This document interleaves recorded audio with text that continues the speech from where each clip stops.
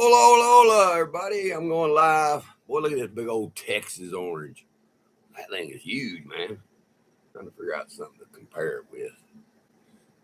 There you go. There's a bottle of water. Shout out, everybody. I'm just piddling around.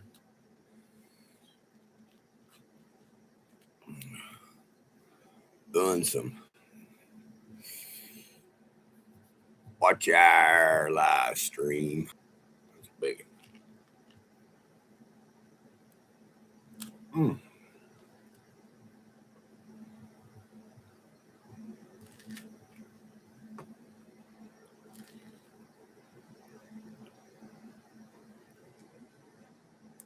Get it out without ripping it.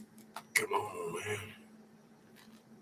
Look at that big old peel. Look at that. Boy, that thing is thick. Look at that. Boy, it smells good.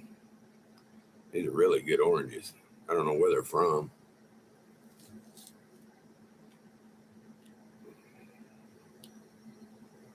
Hope everybody's doing good.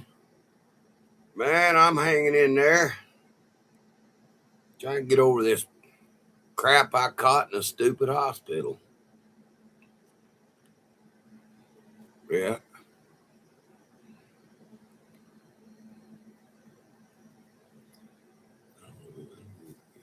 I can't even see if anybody's in there. I didn't know if somebody's in there. Guess you don't. They're real good.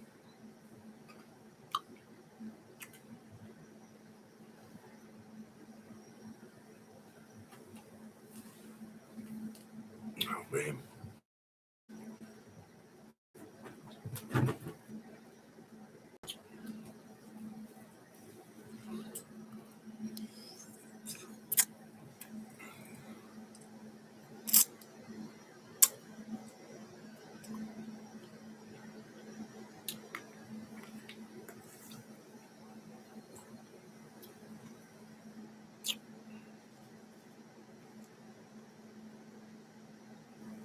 Beautiful day here today. 25 degrees. Might well watch YouTube. It's really good orange. Boy, it's good stuff.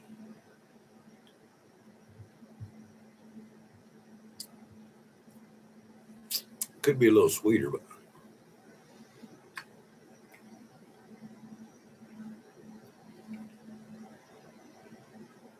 Asian Adventures with Jim.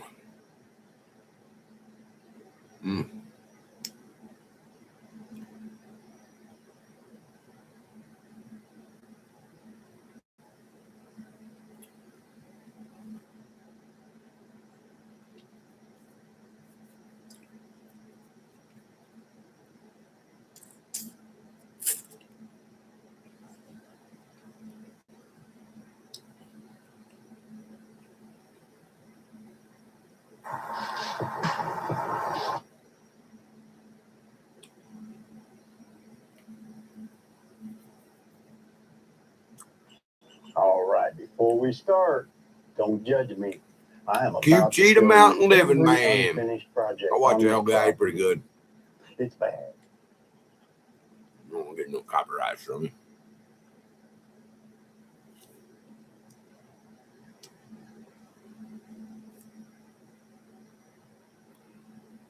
Juicy, not real sweet.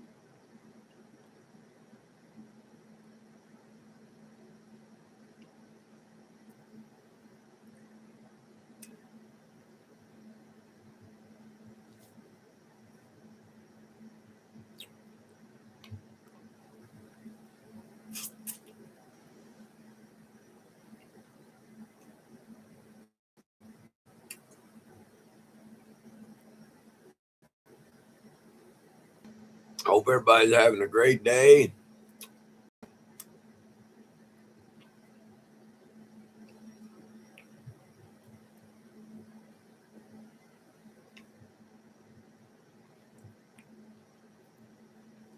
It's supposed to be pretty hot today.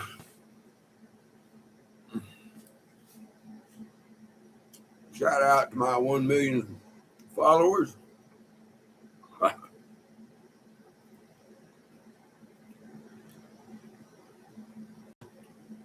Man, these would be really great, man, if they're sweeter.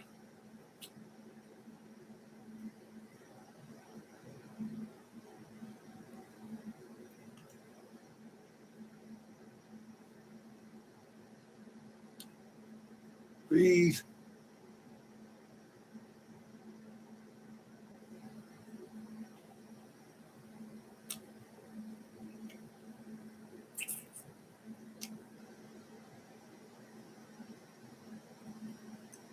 Sitting here having breakfast.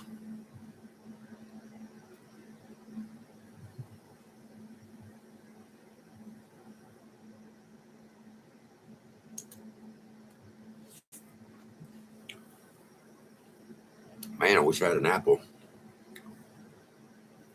What does this banana look like? Too old.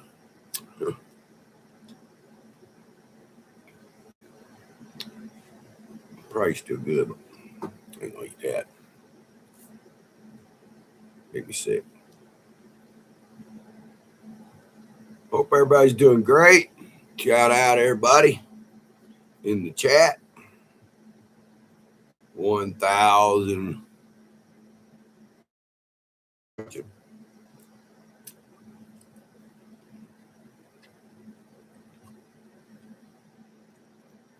Man, hell of a day today.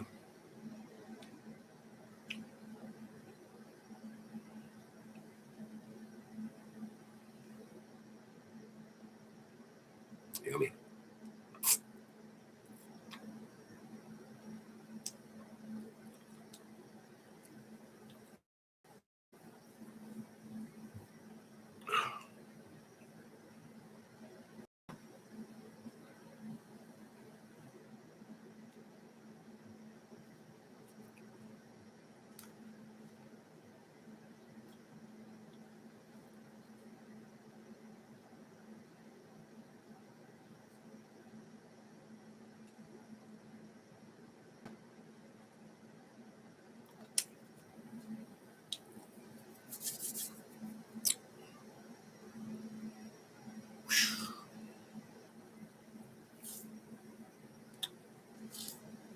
I guess this ain't a good time for me to stream. Maybe I'll try streaming at night, early in the morning.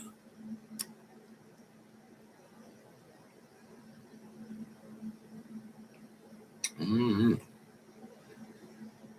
Mm-mm-mm. Sitting here, look like it might rain today.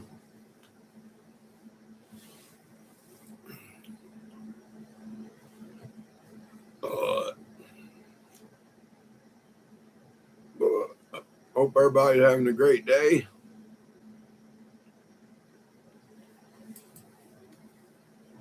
Man, I'm gonna keep that orange peeling for some potpourri. Smells really good. He's a little hybrid. He's a hybrid. Look at this seed. Where'd it go? Had a little bitty old dormant seed. Mm-hmm.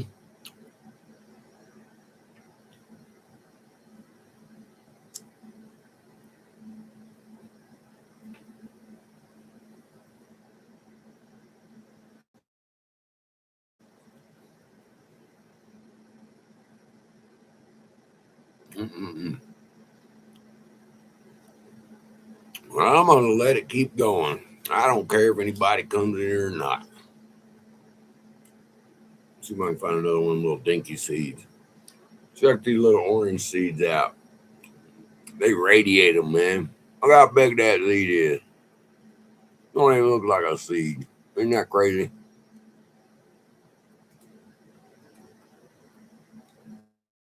Another.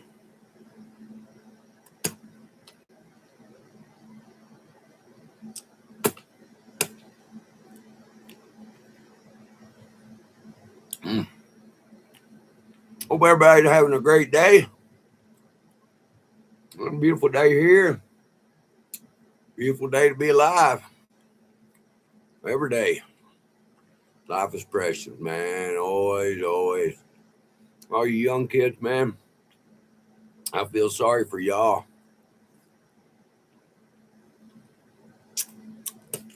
Y'all didn't have it like we did. We were wild and free, man. Gen X, last good group of kids. We weren't pussies like the pussies nowadays. How'd you say that? Man, so many of these kids are such pussies. It's unreal.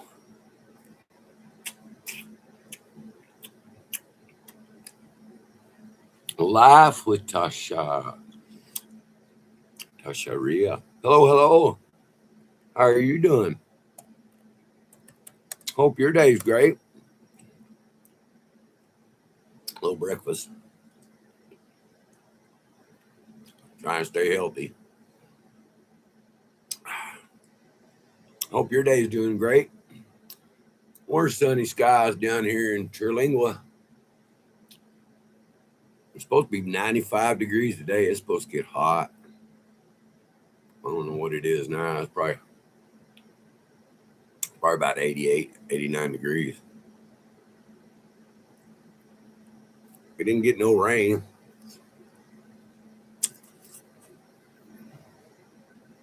I appreciate you coming in and give me a little watch hour or two for 10 minutes. 1 minute. I'm not greedy.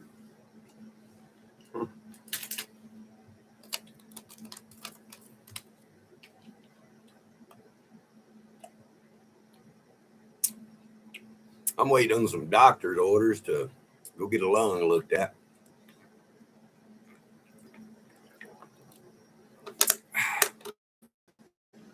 And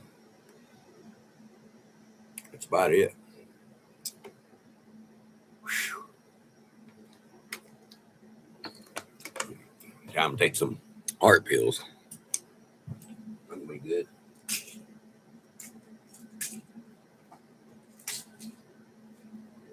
Let's see how many we got.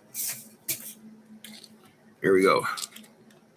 There's my daily regimen of medications.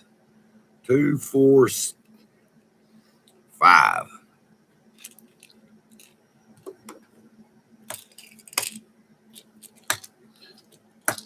One heart pill, one blood pressure pill.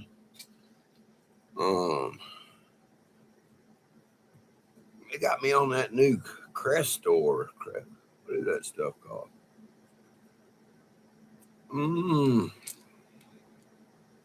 Not that one. That one. Crestor. Rosuvastatin. Man, I want to say hello to everybody. Stephanie, thanks for coming in. How are you doing? Man, how's the weather over there? We're hot. It's supposed to be hot today. Oh, man. It's crazy. The other day we were 48. It was freezing. That day we were like 95. Crazy.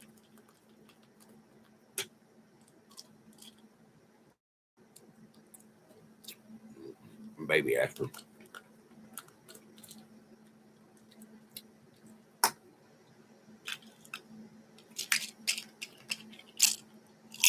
Heart pill. I think it's heart pill. Crest Store. I think that's a really expensive one right there. That one pills I was taking was $1,000 a month. $1,000 a month. You're bored. Why are you bored?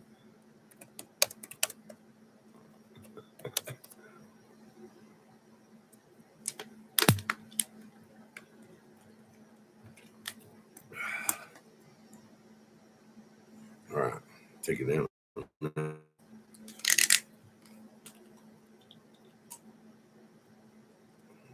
Yeah, that's my Lyrica. Boy, that's a godsend right there. That beat any opium painkiller ever thought about.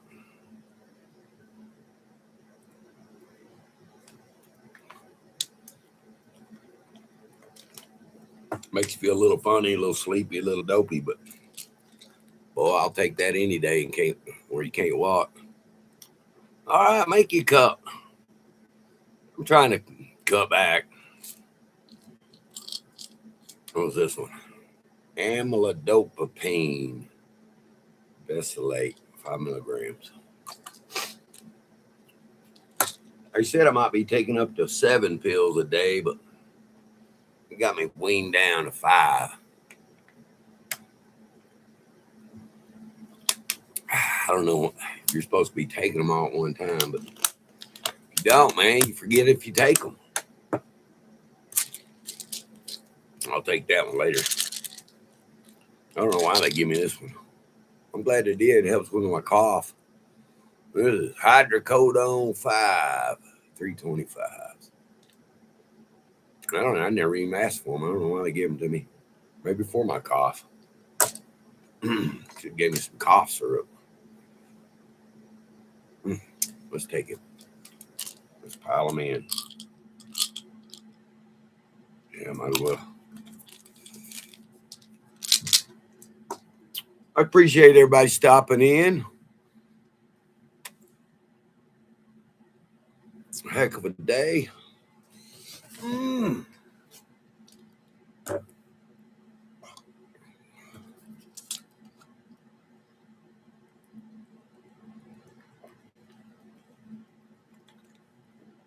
That's a hard pill to take. No throat's closed off. Won't go down.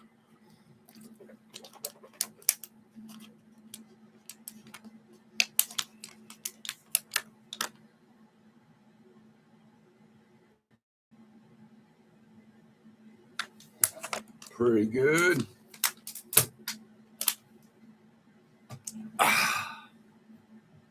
Man, oh man. What is it, everybody? Is day Thursday? I think so. Or Wednesday. Let's see.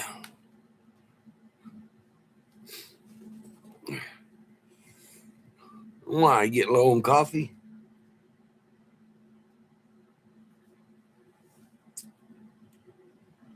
I usually drink instant, but I do like my fresh Colombian.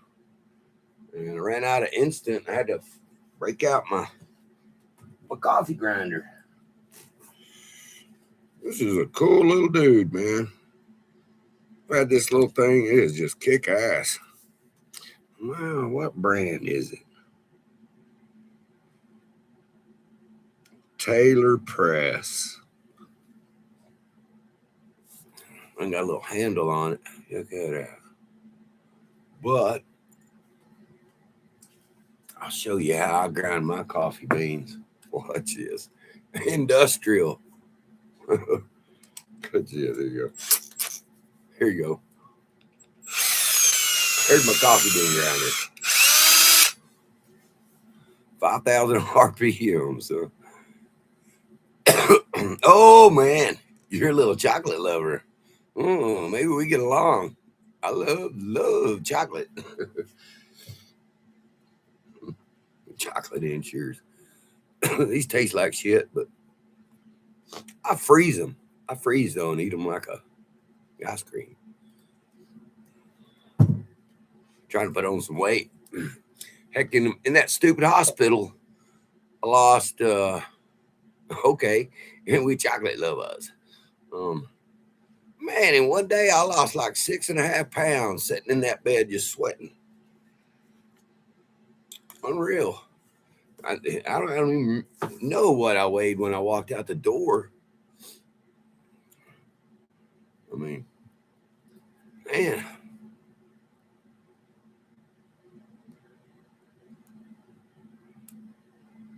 yeah, I love my chocolate. It's kind of a downfall for me. I used to eat Snickers all the time. But I wasn't worth the crap.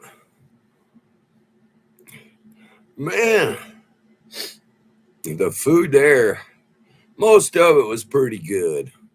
That last day, they didn't kick me out. They asked if I wanted to go home. They said, "Oh, you can stay as long as you want." I'm like, "Well, that's kind of odd. I can stay as long as I want." I'm like, "Now I'm out of here." Um, yeah, most food was pretty good.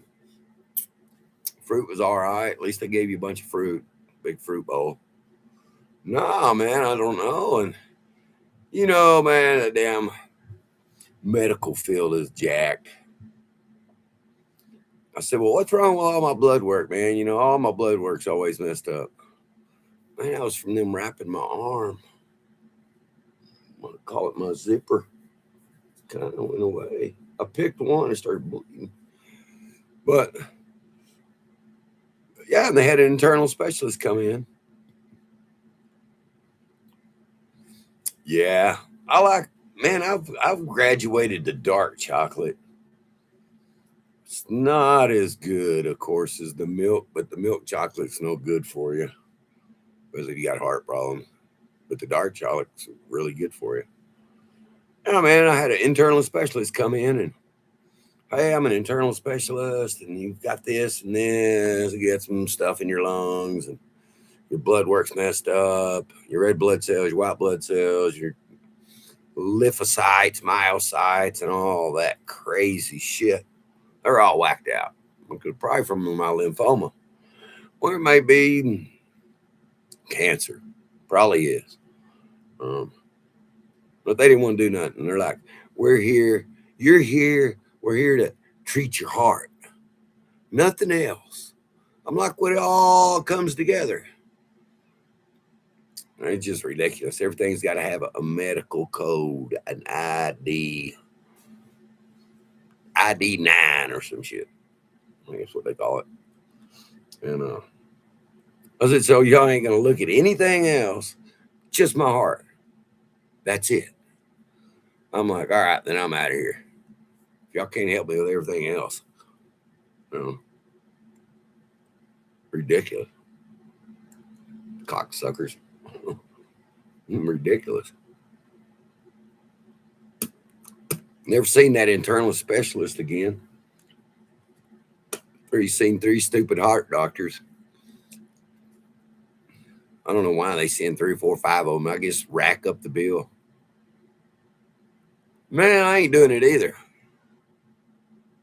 There ain't no way. I took care of my mom a year. Well, she died of lung and brain cancer, and she did it all. She did it all for the grandkids, where she could spend another year with the grandkids, which and she wasn't going to do it, but she did just for the grandkids, and me and my sister probably too. Be so, but she mainly did it for the grandkids, where she could spend some time with them, have more. And they gave her a year. They said, "We can get you. We can keep you alive a year." Well, she lasted 3 days shy of that year. She passed. Thank the Lord she wasn't in a lot of pain most of the time. Didn't have to take a bunch of dope to keep her medicated or none of that. She was lucky. But man, she's doing great. 3 or 4 days up to the last day. And I guess, boy, it just hits that fast. Boom. Too, man. Mom went more or less in her sleep. She just kind of faded out. You know, then your organs give up. She laid there about 2 days. Didn't eat, didn't wake up. Woke up once. said hey, and that's about it. Yeah, man. Let me tell you.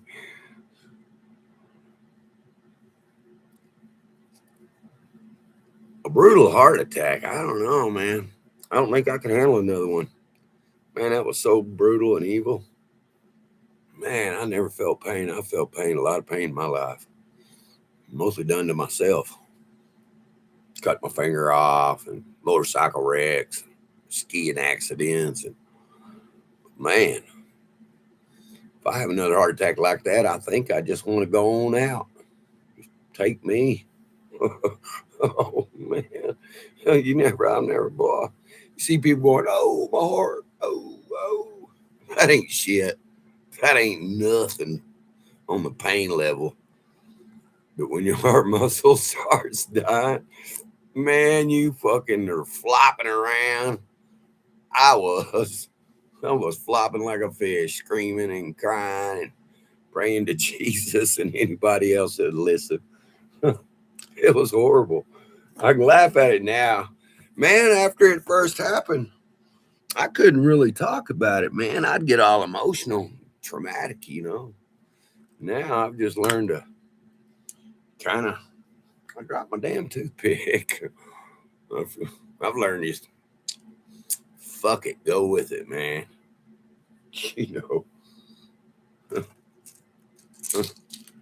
Crazy.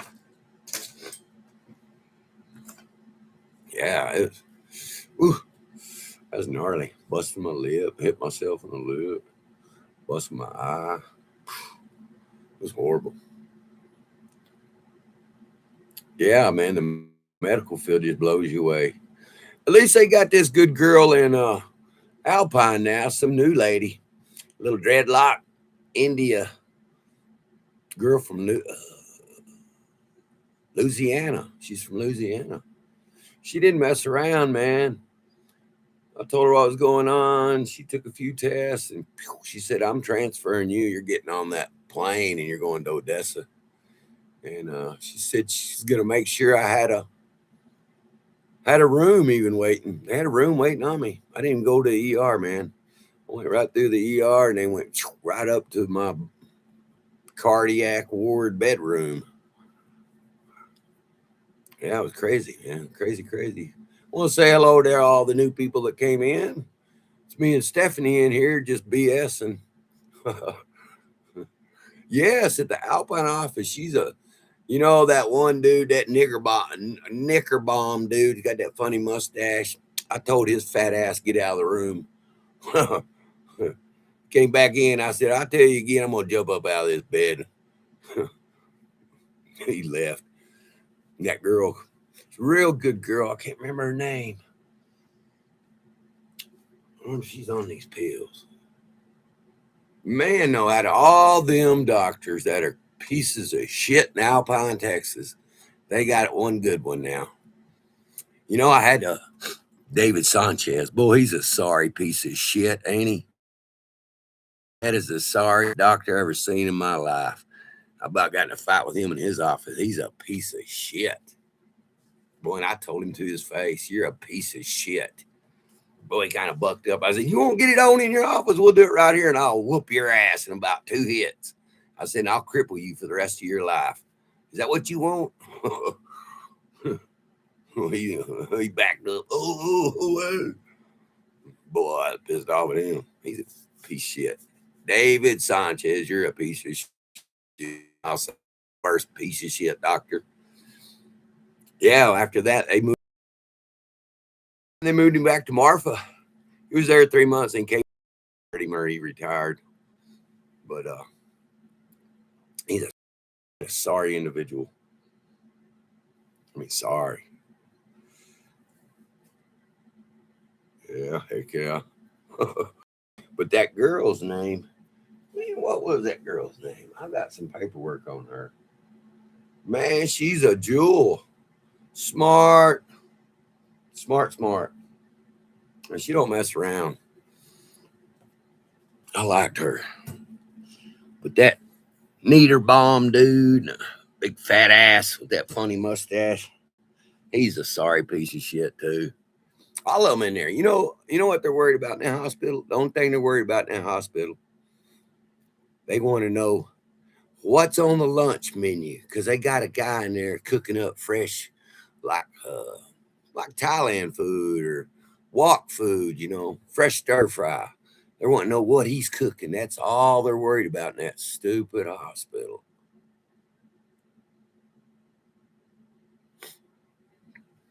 Oh, Alpine's ridiculous, ridiculous. Then they fly in like 4 or 5 doctors. Some guy from, I don't know, Four Corners, New Mexico. He comes in and works a day or two and then goes back home. They do like 4 or 5 of them. You know, they're sorry, man. That's the sorriest hospital. Sorry. Thank goodness they got that girl. Man, she's a great man. She was real good. Boy, look how thick that old orange peel is. Boy, that's a good orange. See if it's got any oil in it. Yeah, sure does. Probably start stinging me. Man, there's horrible. Alpine, you know, but all they want is people with heartburn and some stitches and maybe the flu or walking pneumonia. And they put you in hospital and let you lay in that bed and do nothing. Yeah, they're sorry, man. Ain't none of them can do their job really. Phlebotomist, she's trying to hit me in my veins. It's like, really, is this your job? You can't. I mean, I got good veins. You can see them. Always had good veins. You can see them in them. Look at that. Well, they missed.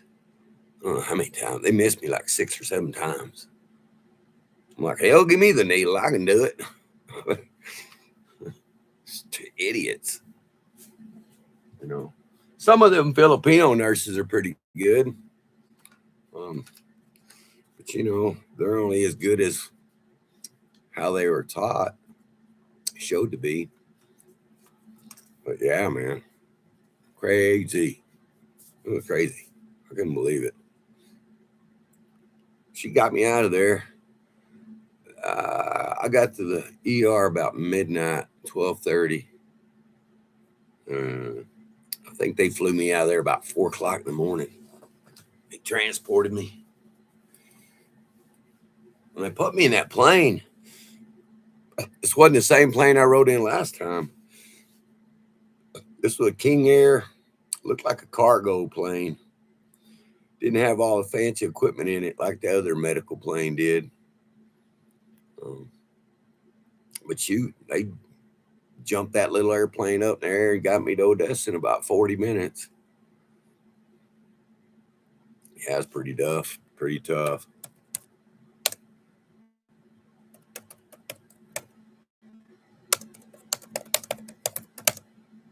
Heck yeah. It was pretty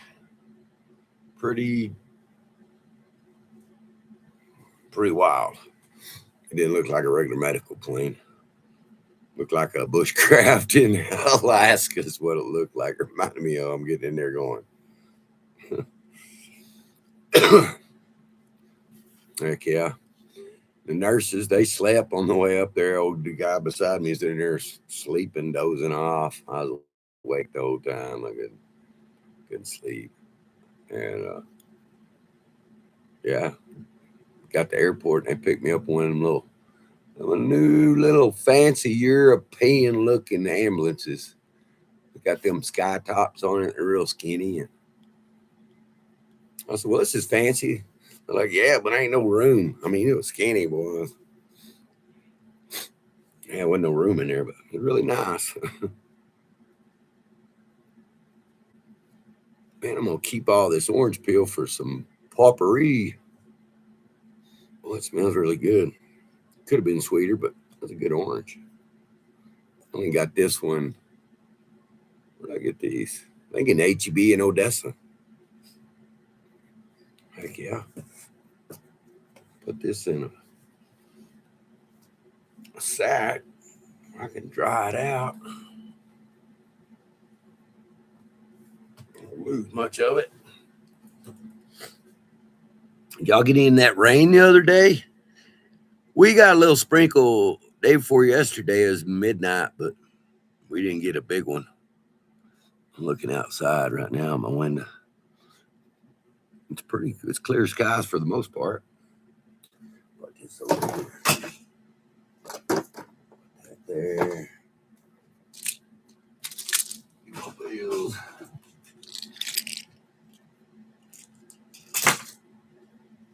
$10 deals to pick. Oh, y'all are lucky then, huh?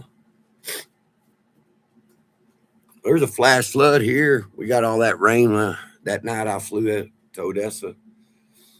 It was raining in Odessa, but not bad. I didn't hit no turbulence. They say some places got 3 inches in 1 hour here. And that was a little more north up by the American Legion. They got hammered there. My buddy Wes's place too. The old fire hall, Gina's Horny Toad campground. They got like 3 inches in 1 hour. It just poured and flooded. Didn't get that much here. Probably got half an inch. Thank goodness. Let's see here. Heck yeah, I'm just sitting here. I could have went up to Fort Stockton Day with my buddies. I'm just tired. Tired traveling.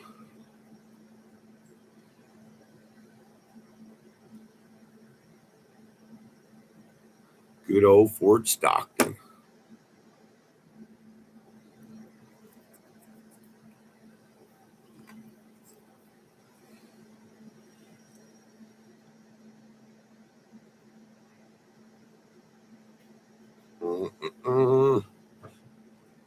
My little Bella girl, she's doing better. Got her on some meds. Some osteoarthritis medicine for puppies. Mixed with a little peanut butter. She loves her peanut butter medicine. Man, we was in Alpine for the Friday gym and mineral show. That was kind of nice. We went by and looked at some pieces people had cut. Man, and they were wanting $1,000 for gold plume agate. Man, it was big chunks. It was about, I'd say about almost 3-inch piece by about probably an 8-inch tortilla size. For that chunk of agate, polished on one side only, it's just like a big old chunk of plate agate. It went $900 to $1,200 for that stuff. Yeah. And what I didn't take, oh man, should have taken my, check this out. I'll put a little water on it, make it look pretty. What I should have taken was, look at that. It's one of the rarest emeralds on earth. It's called red beryl. They probably did, and those people were real nice, man. They were from Four Corners, New Mexico. And so you're at a rock shop there, and they go, "Nah, we just rock out of the house." I guess they got a room. And yeah, what I should have took was my red beryl, man. This comes from the Wawa mountain range in Nephi, Utah. It's called Topaz Mountain. You can find topaz in these red beryls. Oh, there's another one, Bixabite. They got Bixabite. Kind of looks like this, but it's a different. It's not so. I don't know, man. That one's a really nice one in there. I don't know how much is left in there. Yeah. We got this little bitty daddy here. Little bitty one. It's a red beryl. I think one of the rarest emeralds there is. It's an emerald. Pretty crazy. Yeah, they had some real cool stuff, man. They had some real cool stuff. And we just stopped by to see what everybody's kind of pricing. My buddy could price his rocks. Man, that thing's sore. That thing dislocated, man. That thing is sore. Can't move it. Man, they had stuff. Those people were really nice. And they had a rock hounding group. These older people, my age, your age. I'll say older. I still feel like I'm 20 the way I talk. But this guy had this shirt made up and he had a Roadrunner on it. Man, it was so cool. It's his Roadrunner. He had a backpack on. It was really cool. I may make one of those up. Get a Roadrunner, put a bandana around him, put a backpack on him. What else throw on? I could throw a cowboy hat on him. That'd be pretty cool for a little Roadrunner. But yeah, they were really nice people. And one guy was from Australia. Can you believe that? The dude came from Australia. He comes every year. I think they come for the Phoenix stuff and the Tucson shows and all that. And out there, it's what I think Slab City. What do they call that out there? It's that BLM land. Everybody stays on out there when they go to the gym show. And heck yeah, pretty crazy. Australia. It's like, man, where are you from? You got an accent. Australia. You know how they talk.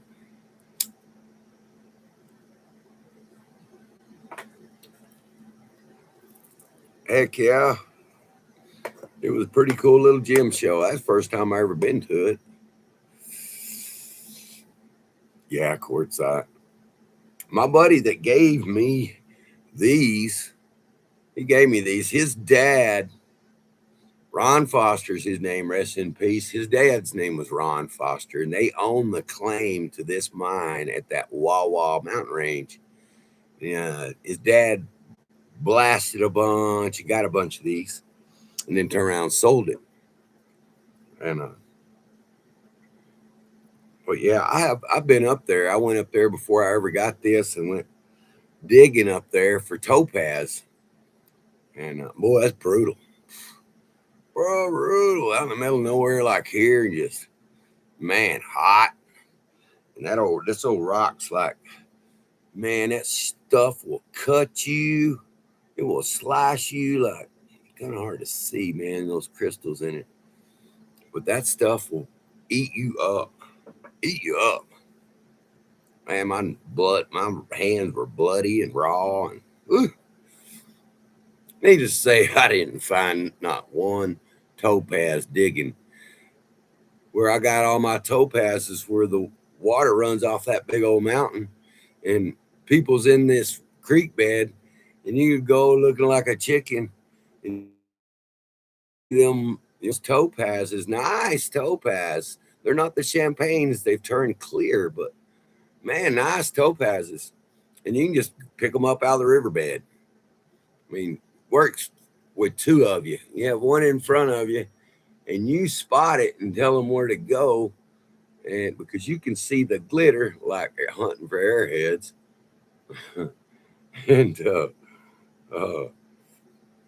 them right there, pick it up. And yeah, I came out of there with a pill bottle full of white topaz, picking them up out of the river. Heck yeah. I do some artifact hunting. And look at this. Tell me what you think this is. I personally think this is a shoulder bone from a baby, because this is not an animal joint. Look at that. Is that not crazy? Look at that piece. Man, that's a socket like goes in your shoulder. Looks just like a shoulder socket.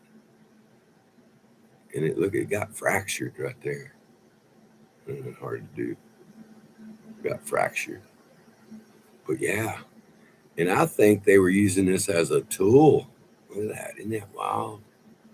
Smooth. That's bone. That's guaranteed a bone shoulder joint. From what animal or human, I don't know which, but it's crazy, man. But yeah, it's solid. It's just like, yeah, it's petrified. I mean, so that's got to be, I don't know, we're not talking 5,000. We're talking 100,000, 50,000, 12,000 years old. It ain't no 200 or 300 years. But look at that. Isn't that wild?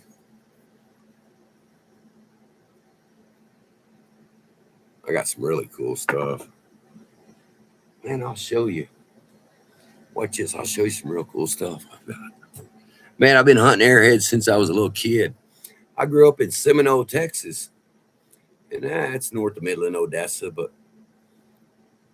out there between Seminole and La Mesa is what we call it, La Mesa. There's a freshwater spring, and every year back in the Indian days, they would gather 50,000 Indians, Dakotas. They would all come to that fresh spring and swap airheads and socks or Indian boots and all kinds of stuff. And man, there's more artifacts out there.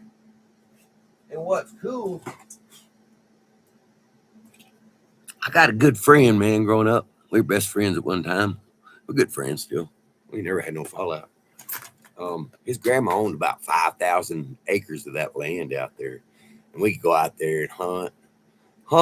We could hunt, and we could pick up airheads just by the handfuls. Let's see. I got my little special box here.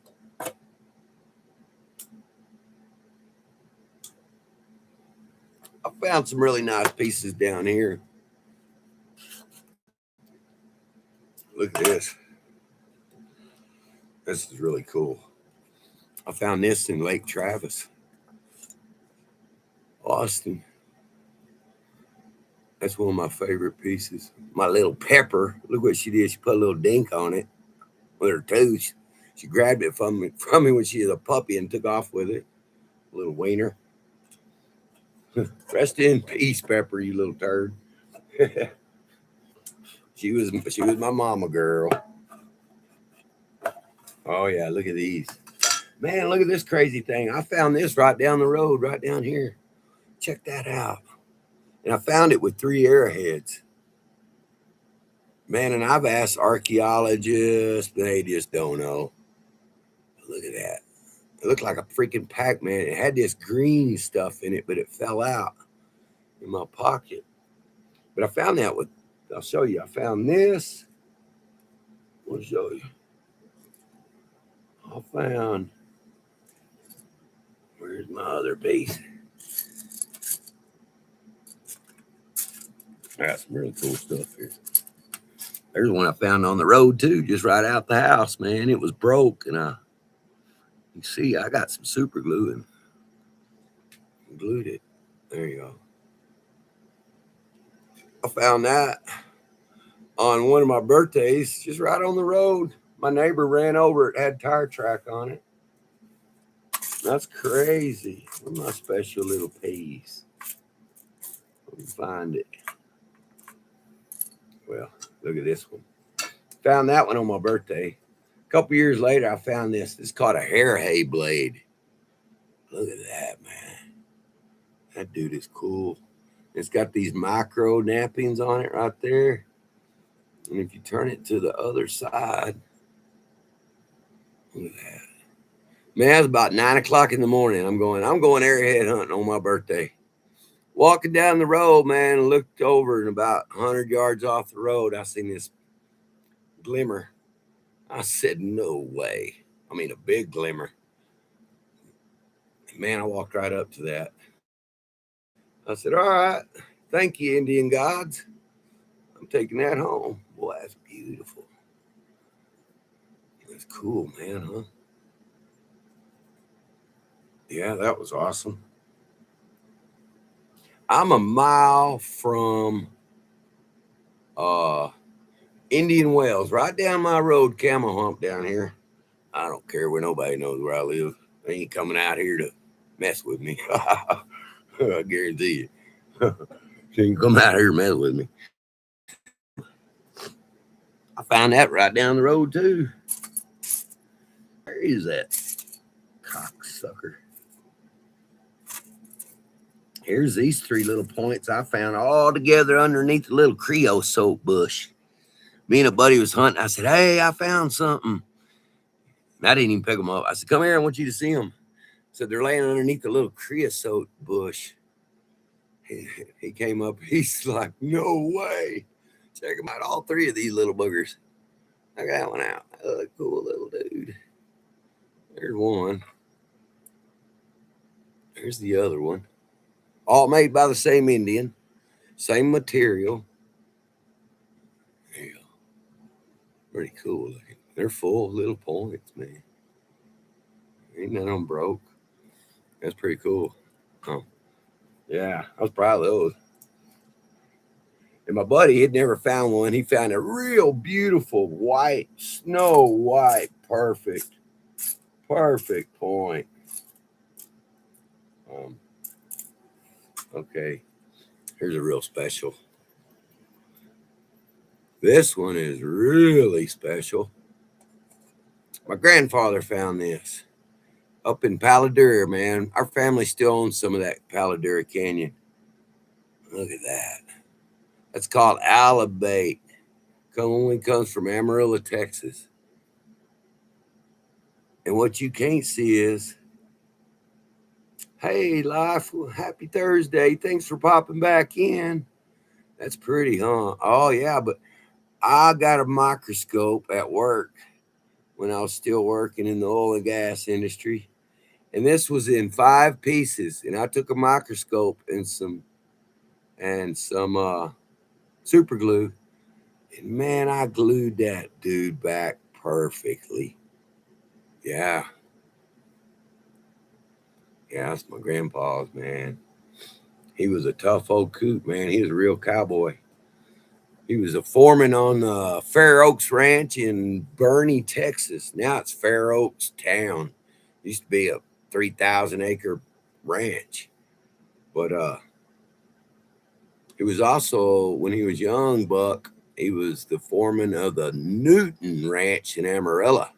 They were like the Pinkertons. And he was a badass old cowboy. You didn't mess with him. And I found this one. Check this little skinny dude out. Not real visible, but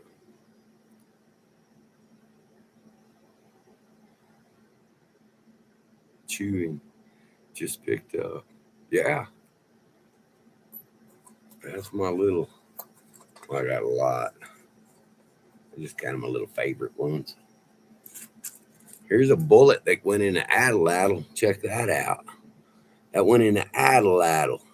Hollowed out Atlatl. I found a really perfect one. My buddy that passed, rest in peace, Mike. I buried one with him and a Kerrville knife. I had a beautiful, perfect Kerrville knife. I buried with him. Yeah. I'll find my other one. A bunch of crazy stuff. Here's a little pertinalis, what they call pertinalis. Man, it's so snowy white. You really can't. That's a pertinalis. They call it pertinalis. Also found this little marble ball. Look at that. You can see a fingerprint on it too, where they got the clay and rolled it up. I guess it stuck it close to a fire and fired it. It was hard. Yeah, crazy. I got some nice looking stuff. Pretty eccentric. Here's a really nice one. That's crazy looking. I don't know what they naming this thing is. It's kind of hard to classify because it's just not whole. You can tell. Let's see.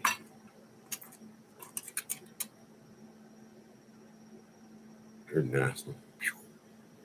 That came. An old nasty thing, but this is a Clovis era, man. That's like caveman days. That ain't woo Indian.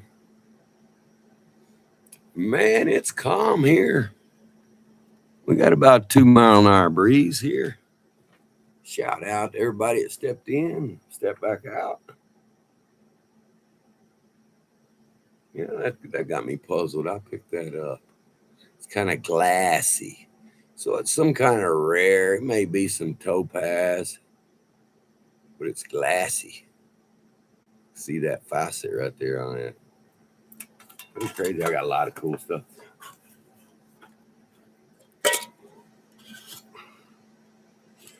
Found my buddy found this and gave this to me. Check that out.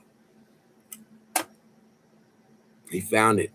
I said, man, I want that. And about 3 or 4 weeks later, he comes up and goes, hey, man, I got something for you. And he handed it to me. I'm like, no way. Shout out to you, Andy. There's really nice jasper. They were trying to mess with it, huh? They might have used it like that. It has the tangs. Those are called tangs.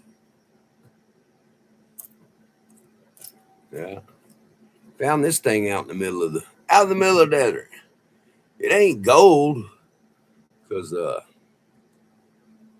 maybe gold plated, but it's magnetic, so it ain't gold.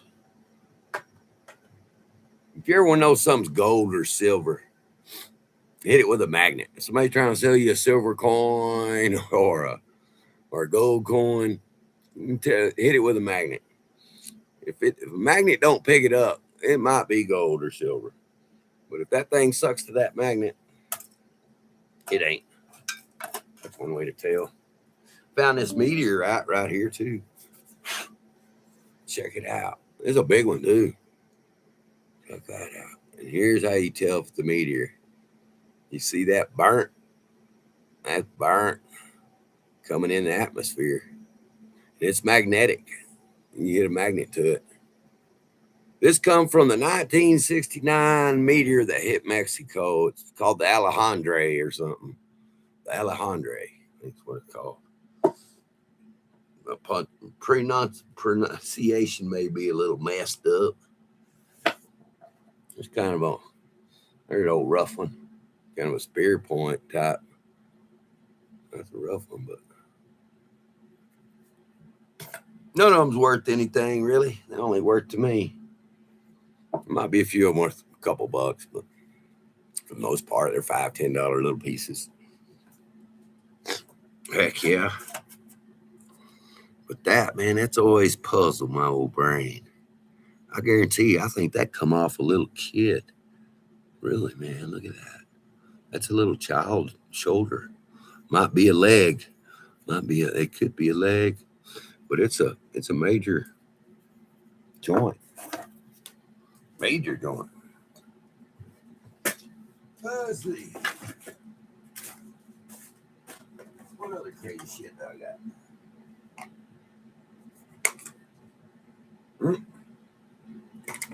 Bunch of old pocket ass. There's more stuff over there. Yeah, I'm just farting around. Bored too. But heck yeah. I guess we ought to start getting ready for this summer blast coming. Heck, we might be cooking. In a couple more weeks, we may be hitting that 104 degrees. I don't like it. I want to go to the mountains. As soon as I get all my medical stuff straightened up, I'm going to be a part-timer down here. Starts getting hot, I'm going to the mountains somewhere. Redosa or somewhere. Hell, even Fort Davis. Mm-hmm.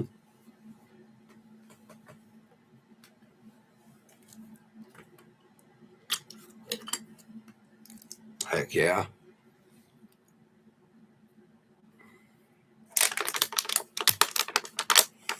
They say it's supposed to hit 95 or 96 or 8 today here.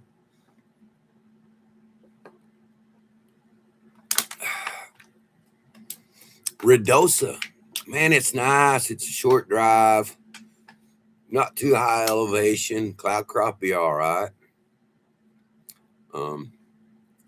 Ruidoso, it's really nice. If you like gambling, you can go gambling. I ain't a big gambler.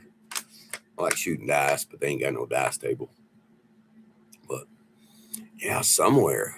I mean, man, I hope we have one, and then it'll keep it cool. But if we don't get the rain, man, it's gonna be a freaking cooker. Because let's see what March. In March, we were already hitting 101, 104 here, man. A few days, man. In March, 104. You, nah, I don't like it. I'd rather be in the mountains with some clean air, dust free, dirt free. I got a buddy, he said, come on up to Taos. He's got a big house up there. He's like, come on, we got an extra bedroom. Come on up. He's in Hawaii right now. He's got a place in Hawaii he just bought. It's raw land. Ain't like he got a house there. I think he bought an acre and a half or 2 acres for 10 or 12,000 bucks. He's gonna put a little tiny home on it or something. That's what he was saying. But he was getting ready to come back to Taos, and he's like, come to Taos, hang out. He lives out in that, there's a place in Taos that's kind of like here on Terlingua Ranch. Cheap land, ain't no water, ain't shit. You're in the kind of the flat prairie land. But what is that place called? Oh man, they got a name for it. I can't remember the name. But it's a little ways outside of Taos. And they've got a piece there, and they got another one on the other side of the road, I think. Ruidoso's close. California'd be nice. Too expensive. Gas way too expensive. But Ruidoso from Alpine is 1, 2, 3.5, 4 hours max. 4 hours from Alpine. Easy. Just go to Pecos, go up to Artesia to Roswell over to. You can either hook a left, go to Ruidoso, or keep going straight to go to Santa Fe or Taos. And yep, I don't know if you've ever been to Klein's Corner, but yeah.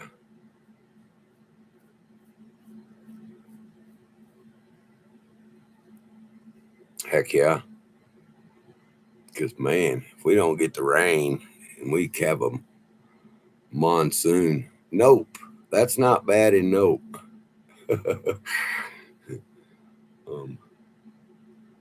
It's going to be brutal. Man, might be some at 9 o'clock in the morning, 110 degrees shit. I don't want no part of that. I'm an outdoor person. I cannot stay indoors constantly. It's so hot, can't get out. Man, you can't do shit.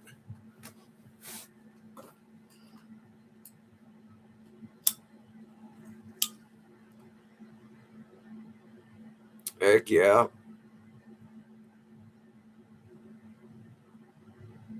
It was nice this morning.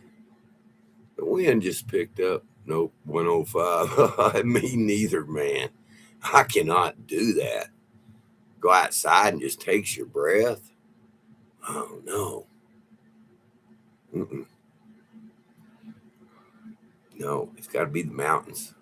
I want cool air, clean air,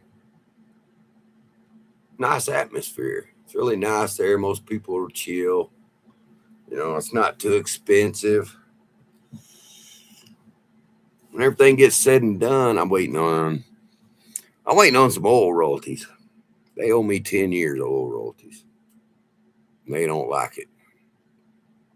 I'm telling them pay up. I'm looking at maybe getting one like a little Sprinter van, outfitting that thing. I don't want no motorhome. There's Those are crap. It's like buying a boat, piece of shit. But yeah, and I know some people in Redosa. My aunt's got a big house. She got a lot of money. She got a lot of old money. She got a big, I don't know, $4 or $5 million home. If it didn't get burned up, I need to ask my stepbrother if it burned up. She was in that one valley.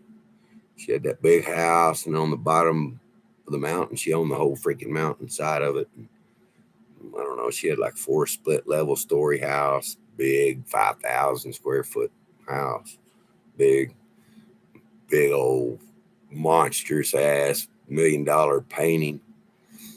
And I didn't really know the paintings were freaking 20 foot by 10 foot wide by like the big old famous artist, or I don't know what that painting's worth, probably $1 million. I'm like, God dang, is that the original? She goes, yeah, I've never seen something like that. Jesus Christ, it's almost 2 stories tall. I asked, how much you pay for that? Oh, I don't know. Oh yeah, she knew. But yeah, Redosa, pretty nice little area. Man, I don't have a thermometer. I'd let everybody know what the temperature is. Most rich people, you know what? That is so true. It's so true. I have a cousin, and this is where my oil royalties are coming from. Is my biological dad, and some of the other family members were pissed, saying, "Well, he don't get them. I'm his only biological child." Just because I didn't know him. I mean, I knew him a little bit, but we wasn't close for nothing. He died before I could get back in contact with him. But she's the one. She says, "Daryl, you got oil royalties." I'm like, "Really?" She goes, "Yeah." She said, "And they're really good royalties." And he died in 2008. 16, 17. That's 18 years of oil royalties they owe me. Even if it was $5,000 a year, well, that's 60 grand. She's really nice. She's a really nice lady, man. I cannot believe it. Just so nice. I was having a little problems with Social Security, and her husband is Cecil Bell Jr., and he's on a Texas Republican constituent on the Texas House. She just asked, "How you doing?" I said, "I'm fighting Social Security." "Really? What's going on?" I told her a story. Let's see what we can do. Man, it wasn't the next morning, 10 o'clock in the morning. They're calling me, hey, Mr. Sutton. I'm like, yeah, assholes. How'd you like that? So he must have made a phone call. "Thank you, Cecil."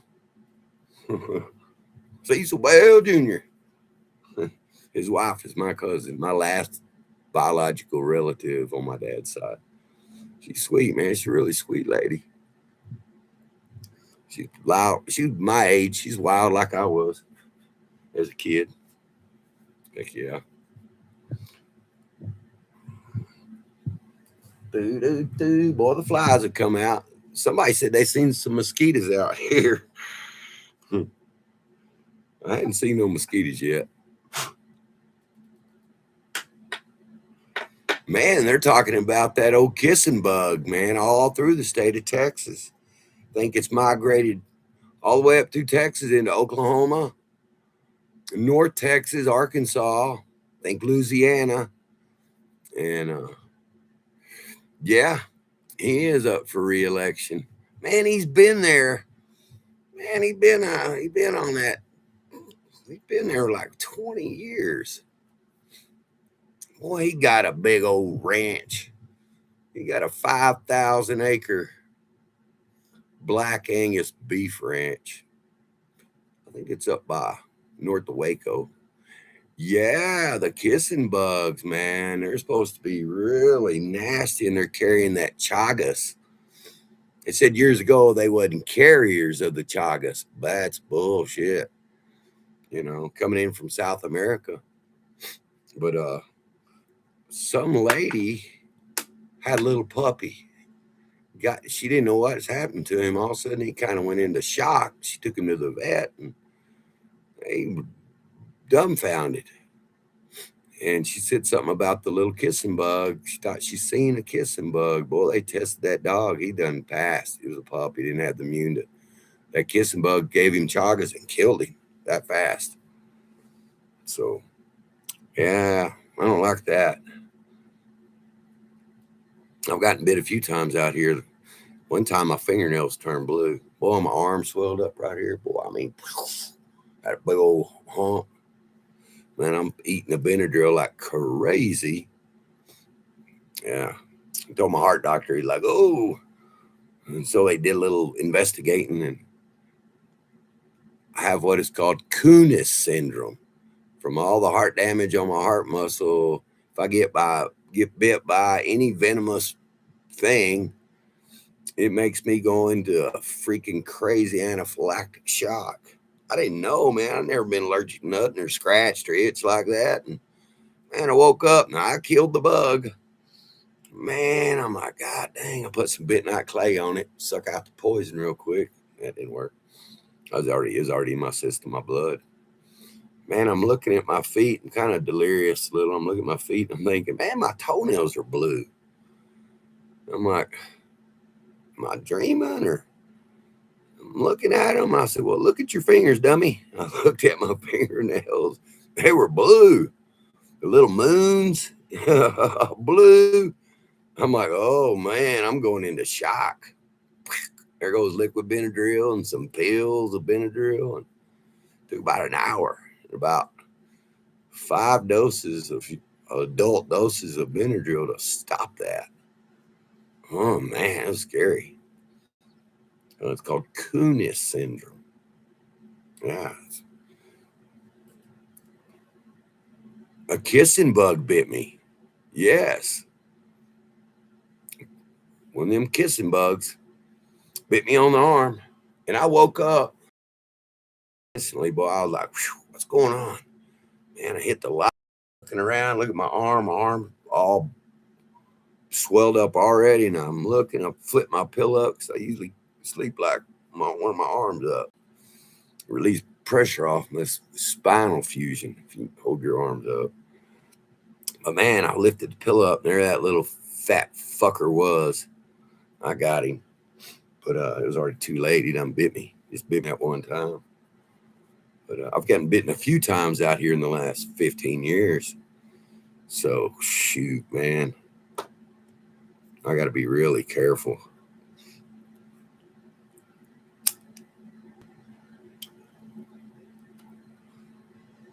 Yeah, it was nasty. I'd never been allergic. Boy, I started scratching the bottom of my feet. Oh, man. My feet went to stinging on fire, and I could feel it coming up my leg. I'm like, Jesus, what's going on? I do need a cat. I do.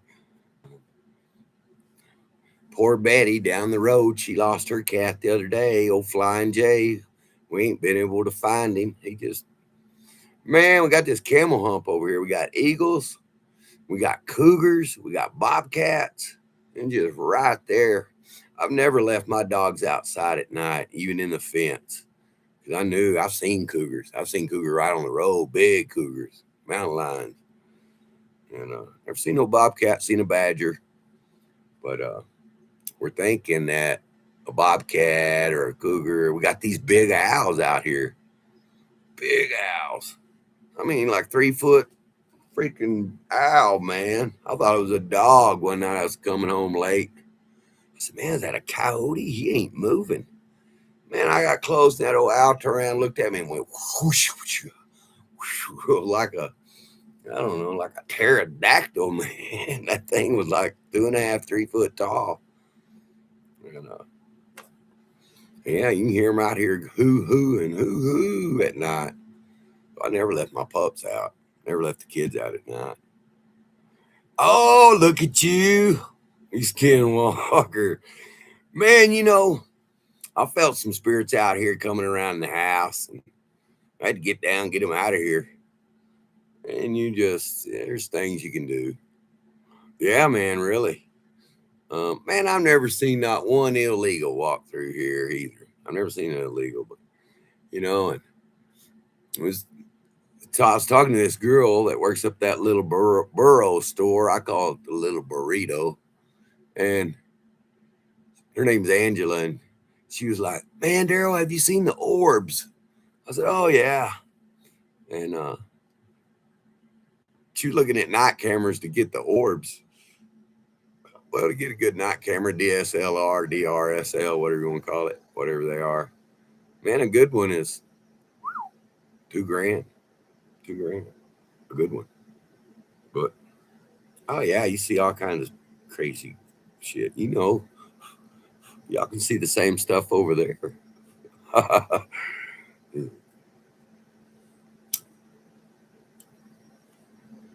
Heck yeah. Man, I better plug this little laptop in. Skinwalkers. Yeah, and Discovery Channel just put out a new thing. And it just happened to pop up on, of course, my YouTube. It said Big Ben UFOs, but it was made like 4 years ago, but somebody reposted it. Plug this little dude in. Oh, my belly's still sore where they put that blood clot stuff in. This one ain't. They put 3 over here and 2 over here. These are sore, man. Man, they're sore. Put that heparin in your belly. Keep you from blood clotting. Let's see here. Plug this little dude in.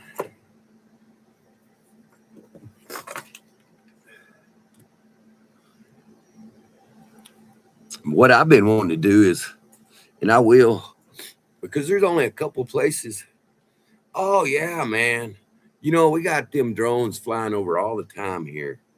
You can see them. Sometimes you can barely hear them. You hear them. Zzz. I mean, it's crazy. Yeah, but there's one guy up in Minnesota, I think, and one dude in Canada that films the stars at night, live cameras on YouTube. But of course, nobody down here. But I'm going to put one up. And it's going to be a low light, sensitive camera where you can, of course, pick up all the stars in the Milky Way. Yeah.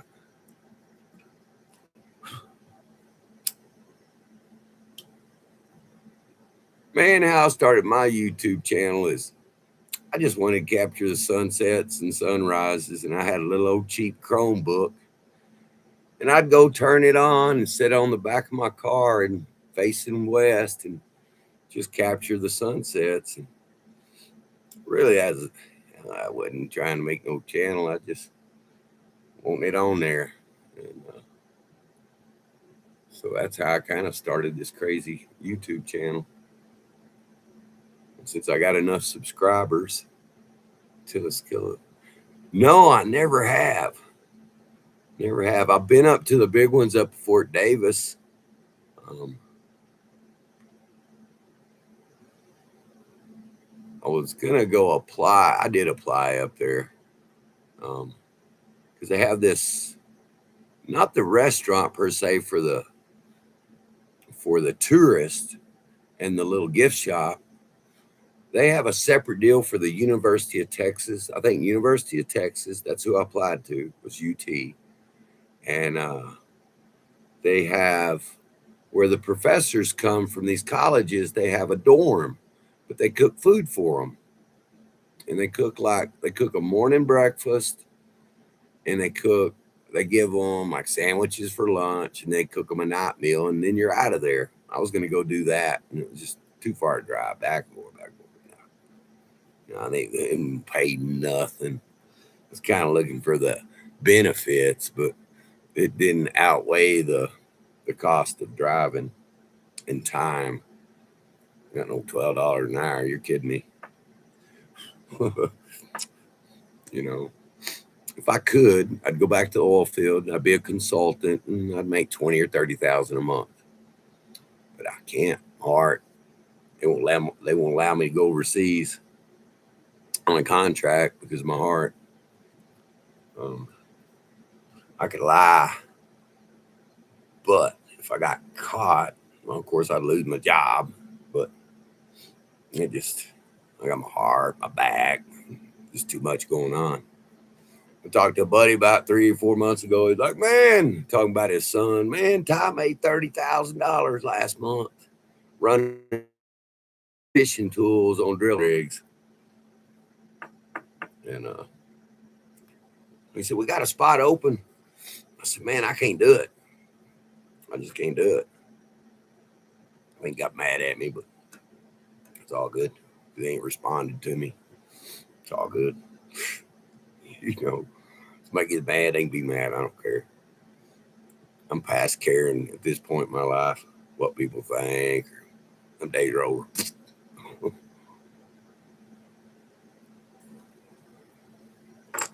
Yeah, life is a wild ride. I've had a good life, man. I've seen the world, been to the pyramids, I worked in Cairo, Egypt, worked in Israel, worked off the coast of Israel in that big old deep Mediterranean Ocean on a big drill ship. Man, Mexico, worked Mexico, all over the United States, drilling oil wells.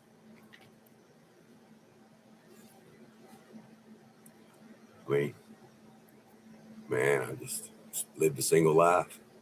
It was hardcore snow skier, so that was work all summer like a dog and then take some long days off during Christmas. And man, the first 7 years I worked offshore for this company.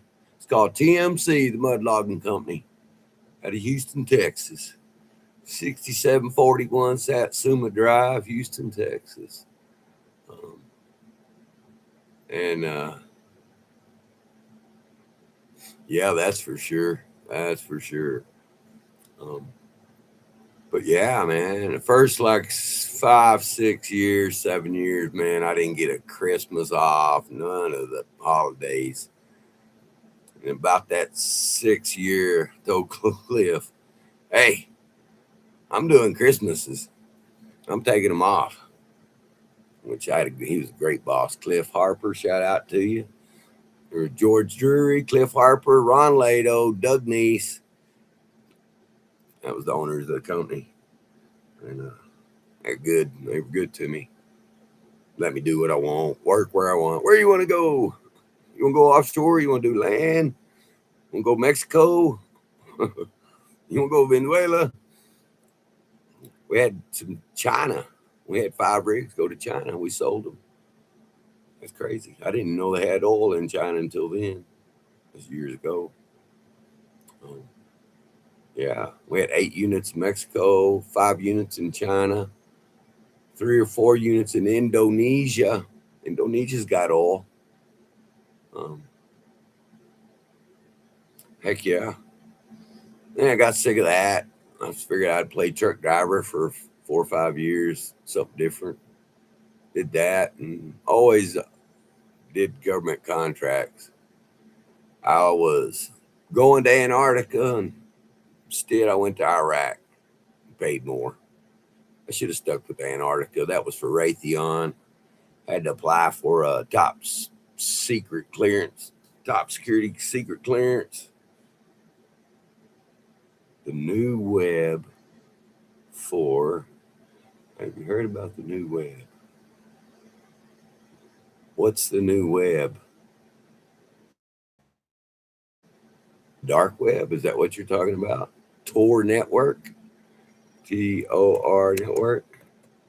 That Tor network is who runs the Bitcoin. All the Bitcoin miners are shooting through that Tor network. If you look up Tor network, you can see what I'm talking about. The new app for old people dating site. Huh. Nah. what's it called? For new love? No, old people for new love. New love for old, a slow love for old people.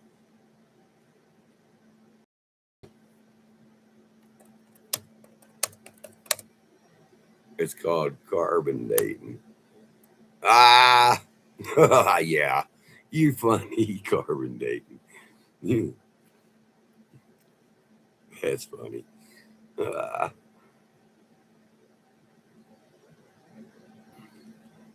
you know, that's funny.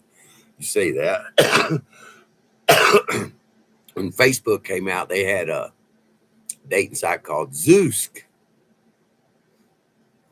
I jumped on there. I was young. I was younger. Of course, that's early 40s, 40. And man, that was a pretty good spot, shall I say.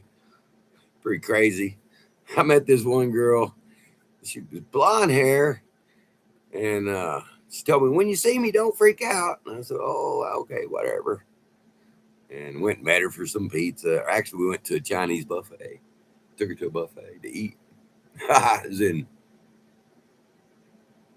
Brownwood, Texas, is where that Chinese buffet is by the Walmart. Told her to meet there, you know, where she wouldn't feel insecure, but she didn't care. When I met her, man, she pulled up. She didn't have blonde hair no more. She had red hair. I'm like, wow. And so the date goes on, and later in the date, all of a sudden she goes, whoosh, whips that wig off, and she's bald. Whoosh. I was like, whoa. It was hilarious. Man, Odessa has a good one. That's the nearest big nice buffet. I know. The girl had shaved her head because her niece had cancer, and she's wearing wigs, waiting on her hair to grow up back. It was about that tall though, and crazy, crazy, crazy. Go for blonde, meet her, she's redhead, and then she goes whoosh, whips that off. She's bald headed. That was on Zeus. Man, me and my buddy, if we go to Odessa, we go to the Chinese buffet there. The one in Alpine, man, it's hit and miss. They don't buffet no more. They're open, I think, for takeout. I've been sick. I got sick a couple times eating there. And the one on the outside of town, those people closed that one down, so that one's gone. Um, El Paso has a good Chinese buffet too. We go to that one, and we go to the one in Odessa. I don't think Midland even has one. They used to when I used to live in Midland when I was about 24 for about a year and a half. Um, 23, 24, over there. Yeah, it's really good. The one in Odessa is really great. It's a big one too, man. That thing will feed like I guarantee it'll feed 500 people one time.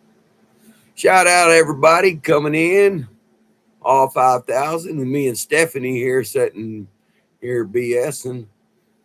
Um, talking. She trying to be funny, called carbon dating. It's hilarious. Yeah, man. You know, I've been out here 15 years. I just never could uh, find a girl out here. There's plenty of them, plenty older ladies that's my age and up that's looking for a companion, just somebody to go over and talk to. I got Betty down the road. Her husband, Monty, was a good friend of mine. They're good friends, and he passed on. And of course, he told me, watch out for Betty. He made me promise, and I did. I said, I'll watch out for her. And, pretty nice. Um, yeah, but I never dated no girls here.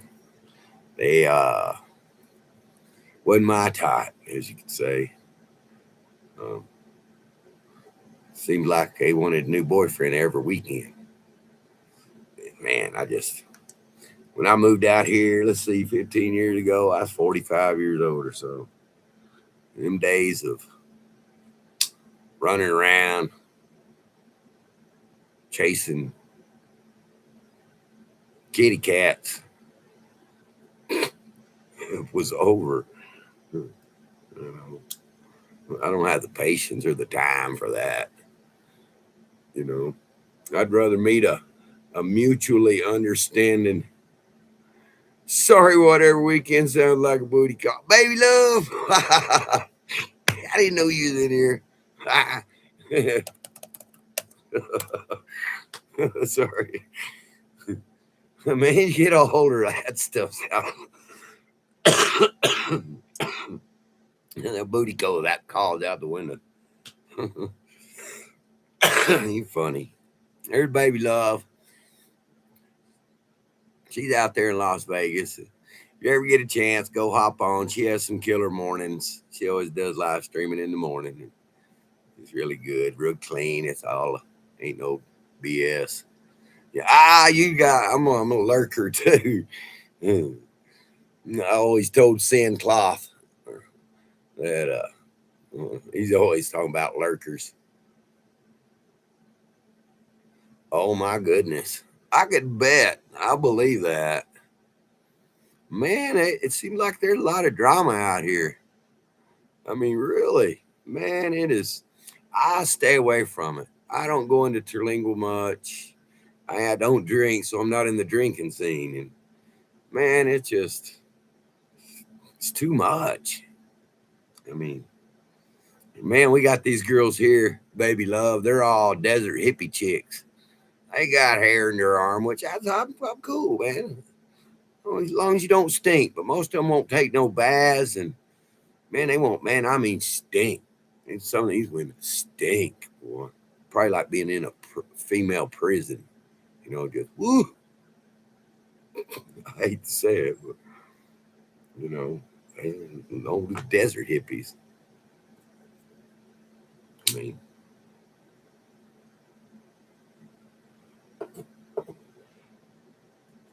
man, I could date a girl if she had a child, not a young child. I'm over that. Baby, love you, love it. You know.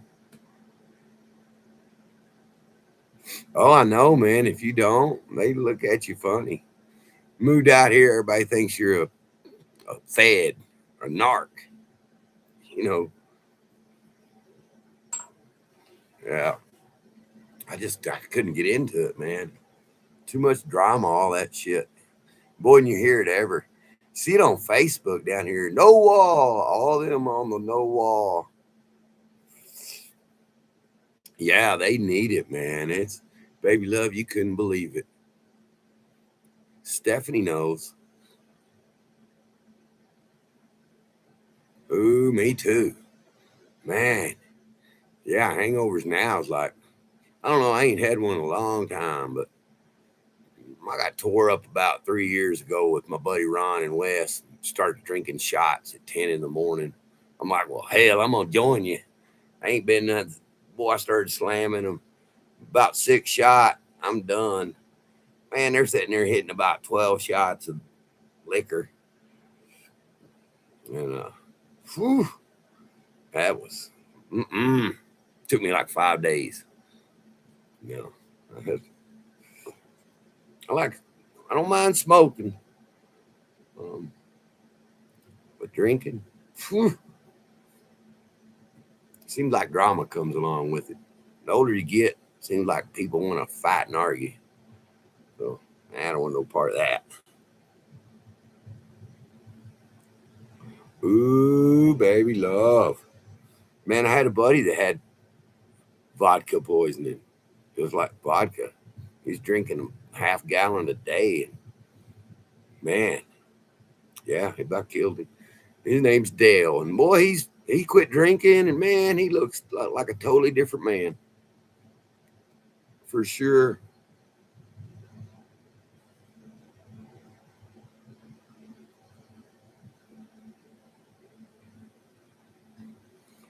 Man, I love margaritas, but the triple sec gives me heartburn. I like pina coladas. Man, freaking hair in my eye.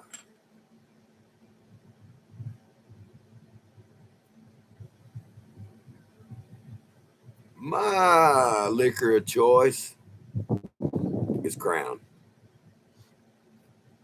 I got a bottle here somewhere. Where's that bottle? Man, I've had that bottle for 8 years. I just use it for hot toddies. But my drink choice was Crown. Crown or Jack.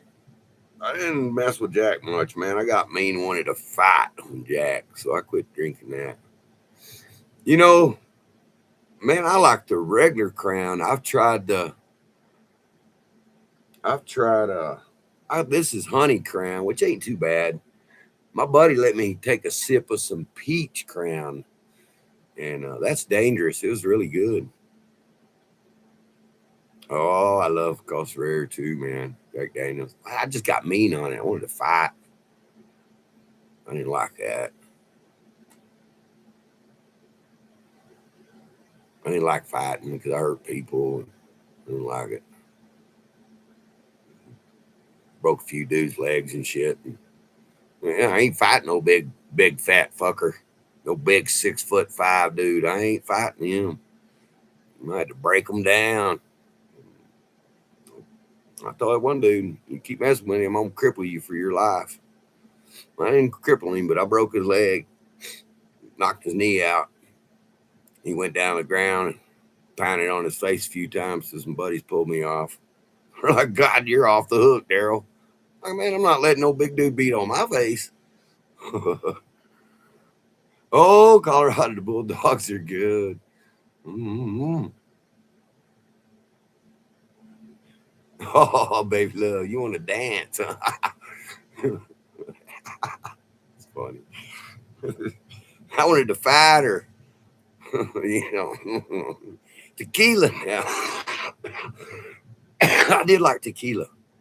I like Don Julio. What is it, 1945? Or that's really good tequila. But yeah, and Jack always made me mean, man. I don't like it. Crown was more chilled. Wine, I like good red wine.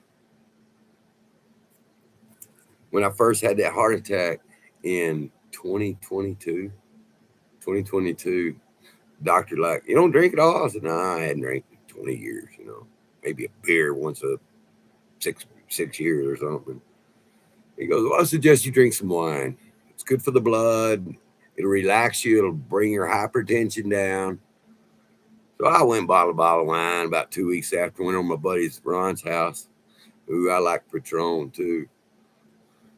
And it was in the morning, about 9-10 o'clock. I took that bottle of wine over to my buddy's house. He's like, what are you doing that? I said, doctor says I need to drink some wine, so we're going to drink a few glasses. He liked wine. We finished that bottle off and started on his box wine in the refrigerator. Man, 2 o'clock in the afternoon, I'm shit smoked on wine, because I didn't drink. Yeah. I love Patron too. Colorado Bulldogs. What's the other one? White Russians. Them are tasty.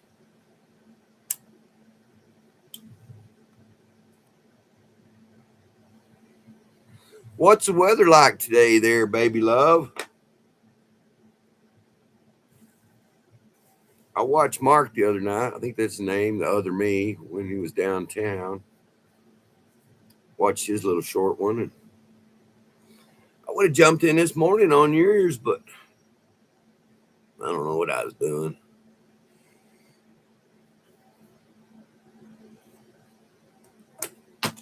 My water.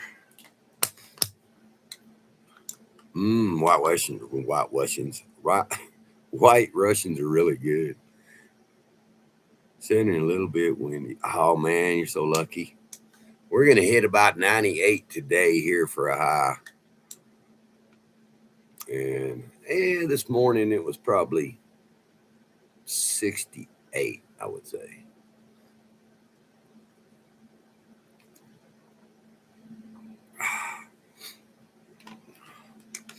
Tell you what, next time I come to Vegas, I got a free flight.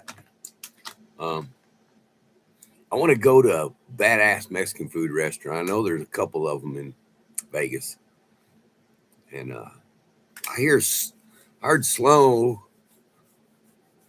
He was talking about some place where there's some carne asada. And man, I love carne asada. I think he says it's on special on Thursdays, or maybe his Wednesday bike night. I sure miss his bike nights. I wish he'd do that again, but I guess love and Uber.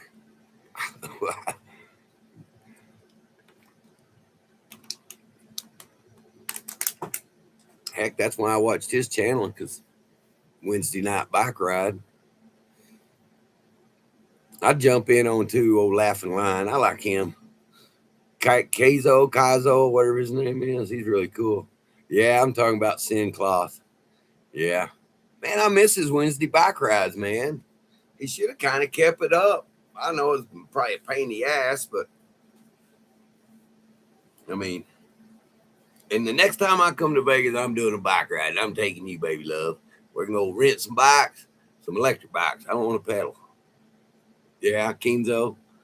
I like him, man. He shouts out. He'll say, Daryl from Terlingua. He's really cool, man. He seems like a real good guy. But yeah, I miss those. That Wednesday night bike ride. I want to do it. Go rent some bikes. I'll rent your bike and we'll hang in the back. I know. Yeah, man. I'm glad for him, man. Really. I didn't know her. But he seemed like a real cool dude, man. He was real nice, man. I mean, he really did. I'm glad, man. We all need somebody to love us back. We need that. Luckily, I've got some good friends that give me plenty of love.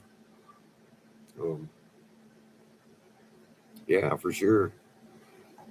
Yeah, man. I wish he'd go back to doing the Wednesday night bike ride. And Kenzo, he does sometimes. I've seen him on, I think, on bike night.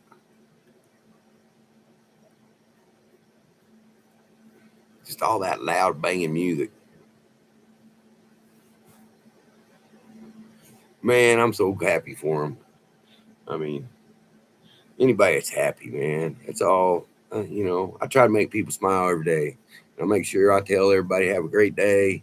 I don't care who you are. If I've never met you in my life, if I don't even like you, I still have a great day, man. You know what makes somebody smile? Then you've done your deed for the day. Make somebody laugh. I mean, for sure. Yeah. Somebody ought to email him and tell him keep doing the bike ride, but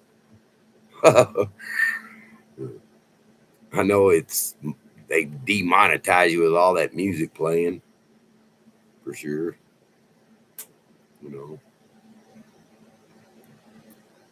I pop in and watch every once in a while their Uber videos. Heck yeah. Pretty awesome. I met some real good people on here. Really have. Man, he was going through some stuff, poor old dude. And I'm glad his boy came down. I watched that one with his son came down and he took him around town. Good looking kid. Yeah, good looking boy. Pretty awesome.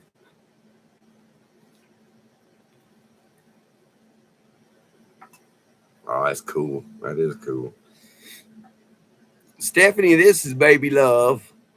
Baby Love, that's Stephanie. Stephanie, she lives pretty close to me, about 70 miles away. Kind of a local girl, local lady. I've never met her in person, but she hops on and And Stephanie, I've been going to Baby Love's channel for, man, at least a year, over a year now, because I hadn't been back to Vegas in over a year. She's real nice. She like her. She has some killer morning videos, man. No, I don't know. Slow 49. I'll have to go. He's got a channel. I'll have to go look at it. I seen you mention his name, and I thought you was talking about Sin Cloth, and I thought, oh man, you know, I thought, well, maybe he changed the name of it, but yeah.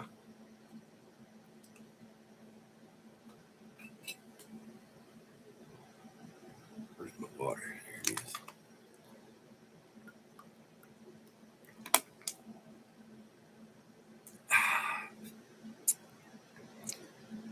Yeah, I sure missed the bike, man. I mean, I would watch the whole thing. I ain't kidding you. It's just so cool.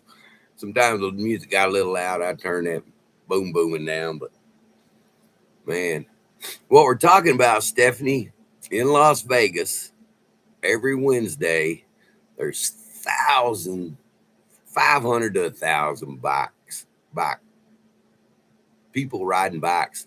And they ride around Fremont and all that, and they go all around Vegas. And okay, I'll check that out. I'll make sure I tag it. Put in a new tab. And but every Wednesday night they have a big bike ride. They have one out in LA too. I watch that one every once in a while.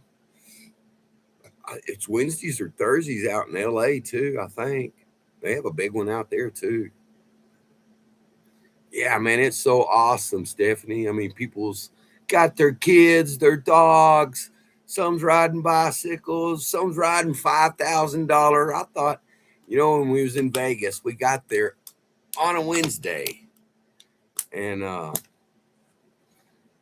man, I'm seeing all these bikes, and I thought it was a big Cholo Mexican lowrider thing. I thought, wow, because I mean, Stephanie, these bikes are, man, some of them $8,000, $9,000. Fancy, really nice bikes. Some's electric, some's pedaling electric, but they have a big bike community, and it's really cool. And you see kids, man, ride their little bikes, pedaling double time to keep up with mom and dad. It's great, man. It's hilarious. And, heck yeah. I know when I'm coming there next, I'm going to film it too. I'm going to film the whole bike ride. You're going too, baby love. I'm going to rent you a bike. We're going to have electric bikes. That way we won't have to pedal. We'll stay back in the back. Old people.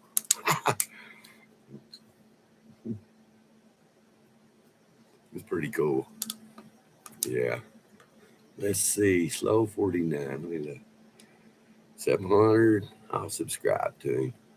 Bam. I just subscribe to him. Cool deal. Oh, look at him. Oh, look at that. He's on a little Honda Ruckus.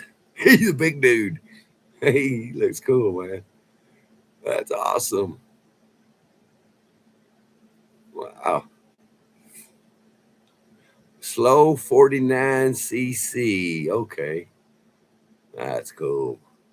I subscribe to him.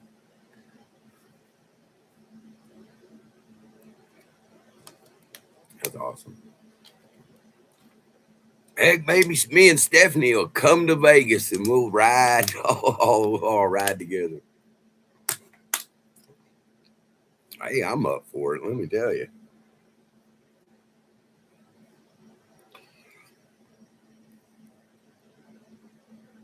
Holy shit, really? Oh my God. He's a big dude. Oh, I bet he was sore, stiff.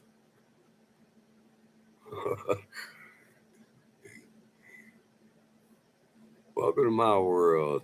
Let's see what it is. Share one of the plans, feeling the freedom, happiness stories. Wow, he's got a pretty cool.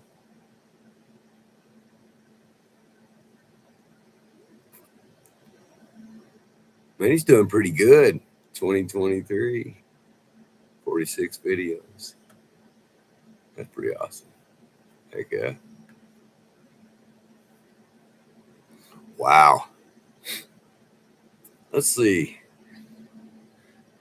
I rode down here on my Harley. Are there any good steaks in Terlingua? Go feed your kitty cat, baby love. Man, a steak in Terlingua? Heck no. You know where I would eat anywhere is at that place outside of Alpine. What is that place? Man, they got the catfish. The catfish is killer. I think they got steaks there too. If I was gonna eat a steak, I'd eat right there. What is that place called? It's by the. It's outside of. It's going towards Marfa. It's outside of town a little bit, right across from UPS. It's a big place. I know if you man, I can't think of the name of it. Hey, I'll be right back. I'm gonna go take a pee. What's up, baby love, fella love?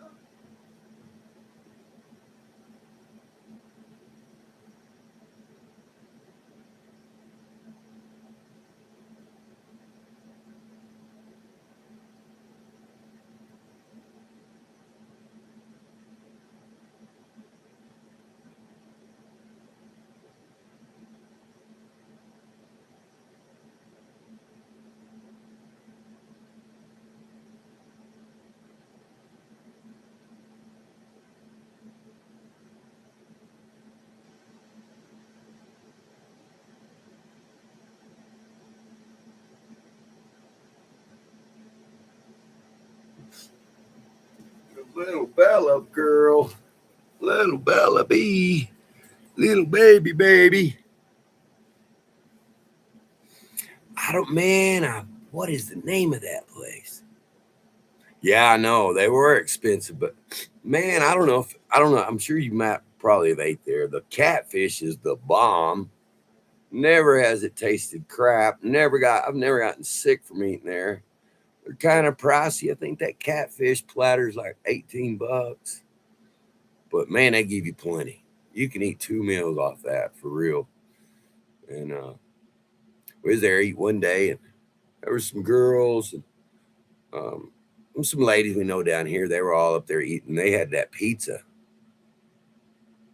Yeah, man, it is great. If I was gonna buy a steak and pay money, I sure wouldn't do it at Starlight. I wouldn't eat there, man. I see who works there. And if you go back in their kitchen, look at that kitchen at the Starlight, blah. Oh, Bill Ivy and Lisa wanted me to go to work. I was lead line chef at Lajitas, lead line cook. Mike was the chef. He's at Grand Canyon now. And they wanted me to leave Lajitas, come to Starlight. They're gonna give me a place to live. And they wanted to drop me from $15 an hour to $12 an hour. I said, "You're crazy. There's no way." Well, we're not going to charge you anything for rent. I said, "I don't give a shit. What I can do and what I know and how fast I can sling food out, you're paying for experience." Nah, I hemmed around with Bill and Diego. He's no longer there, and I went and talked to Lisa personally. I said, "Man, I ain't coming here for y'all gonna pay me $20 an hour." And she runs it. Bill, he owns it, but Mama always got the last say. I told Lisa, I ain't doing that. I ain't taking a pay cut and coming here and working this shit kitchen. She looked at me. Well, it's true. It's a piece of shit kitchen, man. Man. Shoot. I'd say go to HEB if you want some decent steak for real. Not even Walmart. Well, they got the new grass fed stuff and it's good, but it's expensive. I bought grass fed beef 90/10 when I got out of the hospital about 10 days ago. we went into Walmart and they had some good grass-fed beef. Organic was $9 a pound, which, regular shit, $7 a pound. You don't even know what that come from. At least this stuff's somewhat certified. And they had some good looking steaks, but I'd go to HEB for sure. Or order it offline. Really, Omaha steaks. If you're gonna pay, and they got good steaks, man. They're expensive, but they're great. Butcher Block, yeah, they got good stuff too, huh? I mean, you can't get nothing really good down here. Poor old Rick at Cottonwood in Terlingua. How do you get power, water, and internet? All right, baby love. You curious, huh? Yeah. I seen that where they did. I did see that. Most people have rain catchment out here and run it through like a Brita filter. There's mine. And if the water's super clean, rainwater, your filter will last forever. But that's how, and people do buy water out here to put in their tanks, their storage tanks, rain catchment tanks. I think how much? Yeah, that's how we get our water. Electricity, I'm all solar. And I've got like EcoFlow Delta battery packs. I got some lithium batteries, and I have about 2.83 I have 4 kilowatts of lithium battery at night, and that is the same amount as the very first power wall that Elon Musk produced, because that was like a 4 kilowatt battery lithium pack. Yeah, y'all have good water. Well, y'all got mountains, man. Y'all got good mountains to get that water from. Out here, baby love, if you drill a water well, and Stephanie, she may know, you may have to go 1,000 feet, 2,000 feet, and at about $100 a foot to drill that. It's kind of ridiculous. And you don't even know if you're going to hit good water. The water may be brackish and smell real sulfury. Because out here, baby love, all this is old volcanoes that blew out. And it's where all this bentonite clay powder come from, is the ash. Yeah. Solar power. And everybody got a little backup generator, like a little Honda. Hondas are the best. Champion, you can buy a Champion little eco, one of them little eco good ones like a Honda. It just, the quality's not there, but I can't say much, man. I've been running one for 3 years. I need to get my Honda serviced, and people use that. There is some land with power poles with power.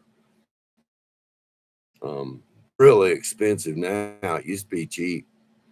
This land out here, baby love, you could pay, man, $50 an acre, up to $250 an acre, but now they want $2,000 an acre. Like me, I'm 1 mile from a main road, which I'm lucky. Some people's 15 miles out in the middle of nowhere. I'm 1 mile from the main road, which this is prime real estate right here. And I paid back in the day $3,000 for 10.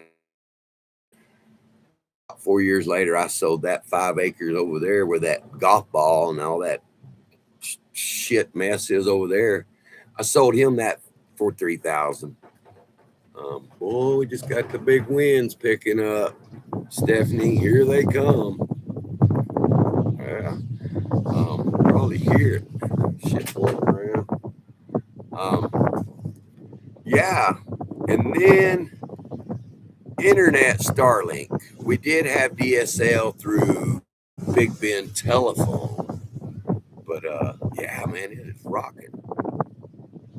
All of a sudden. Coming in from Mexico. It's coming in from the southwest. For me, it's coming right in my window here. I got my laptop up here in the window. where I can catch signal to my neighbor's Starlink, and he's about 800 yards away. And I pick up this little Marcia's. See this little chick? She's a cool little chick. She's a young little girl. She's got her place about a mile from me. I can pick up her Starlink from here. And she's got a big solar system, bunch of batteries, and she's got a little camper. She keeps her little turtle in. And she bought that $50,000 piece of land for her little turtle because she's only home about once a week. She's like, Daryl, you can use my internet. I'll give you the password. So, okay. Man, it felt cooler. It's coming in from the southwest. It's blowing right in my window. And this window, and the way I'm looking right here, this camera is due west. I'm looking west. Yeah, so people, that's how people, they solar, rain catchment, and Starlink. Some people out here, like Betty, my neighbor back there, she has, what is that satellite company? They were one of the first. Damn, I got just a deal in the mail from them the other day. What is that? What are they called? It's one of the first remote internet companies. And it's $80 a month. Starlink is, I think, for unlimited, more or less, is about $100 a month.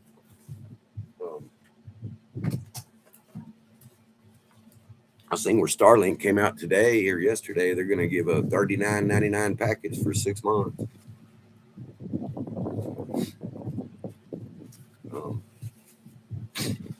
DSL used to be slow. Big Ben Internet, and Big Ben Internet got a 500 grant, and they're running fiber all out here, and they want you to sign a 2-year contract. They kind of scam people into it. They're like, "Oh, we're cutting the. There's going to be no more telephone line, no more copper, so you got to go fiber. Got to sign the 2-year contract. And it's like $140 a month, up to $180. A ripoff, man. Big Ben Telephone, you are a ripoff. Yeah, fiber optics out here in the middle. They ran thousands of miles of fiber. And my road is the one road they didn't run down because I asked them, why didn't y'all cut one down our road? Well, back in the day when Starlink come out, I told Big Ben, I said, I told him, take your internet and stick it. My neighbor got Starlink. Everybody's going to go to Starlink. And boy, they started digging fiber. They got this $500 million grant. And they're a ripoff. Big Ben Telephone is a freaking joke. They bill you, which is illegal. Yeah, they want you to pay it up front for next month. Once you get on a plan, oh, yeah, they bill you. They pre-bill you. I told them, I said, that's illegal in Texas. You can't pre-bill for services not rendered. Well, that's just the way the computer does it. I said, it's illegal too. I'm sure y'all do. I'm not the first one told you. Yeah. But we got he was a good telephone man out here. His name was Danny. And everybody knows everybody out here. All the cops know everybody. Everybody knows the sheriffs, everybody. It's pretty crazy. Really? Well, that's cool. DJ Star, man. Yeah, they got fiber out here. It's nuts. But they didn't run it down this road. And I think that's because that comment I made told them, y'all are fixing to lose a lot of business. They wasn't cool with that. And I bet they did. Man, I mean, everybody's going to Starlink. They're dropping that fiber. They're telling them stick that up their ass because it's not as good as unless you pay $200, $300 a month, then you get that blazing speed. But the low package out here, I've had a few friends. My buddy Ron, rest in peace. He's Alaska Ron. He passed on. Hell, lost about 4 friends. Ron, Vinny, and we lost a bunch in about 3 months, man. Lost 4 of them. Yeah, man. Everybody's like, take your Starlink. I mean, we're gonna have Starlink. Take your Big Ben bullshit. Get out of here. Yeah. We have uh we have a great UPS driver. Yeah, man, they are a ripoff, baby love. Stephanie knows who I'm talking about. And they run off the AT&T backbone. So they just jump on AT&T's network because they've got a big office in a big link, and they run off that AT&T backbone. It's called their little fly, and yeah, Starlink. I think my buddy Wes pays. Just got his. I set him up. I think he pays $89 a month. Yeah, blazing speed, 140 megs up, and like 400 megs download. Upload slower, but 140 still fast. That's blazing. It is. There's no cell towers out here. They put some cell towers up on this big mountain over here. If you're in the right spot, you can catch a few bars with Verizon. Now AT&T in Terlingua was AT&T. Verizon put a big cell towers. Too many mountains between here and there. I'm about 16 miles from Terlingua. Butte, what they call it, Terlingua. It's called Study Butte. I don't know how they say it. I'm all rednecky. Um, but yeah, so there's no real cell service out here. I mean, yeah, they've been ripping us off. Grocery store, everything's. We finally got our dollar store. Yeehaw! Everybody, all these, I won't say liptards. We're not shopping at dollar store. I said bullshit. You'll be shopping there because you ain't gonna want to pay $15 for a deal of coffee. Right here, he charges about $16.99 for this coffee. Dollar store's $12.98. Yeah, 18. You almost wants 18 from 12. He puts $5 or $7 on everything, both instantly. It's so expensive. It is crazy.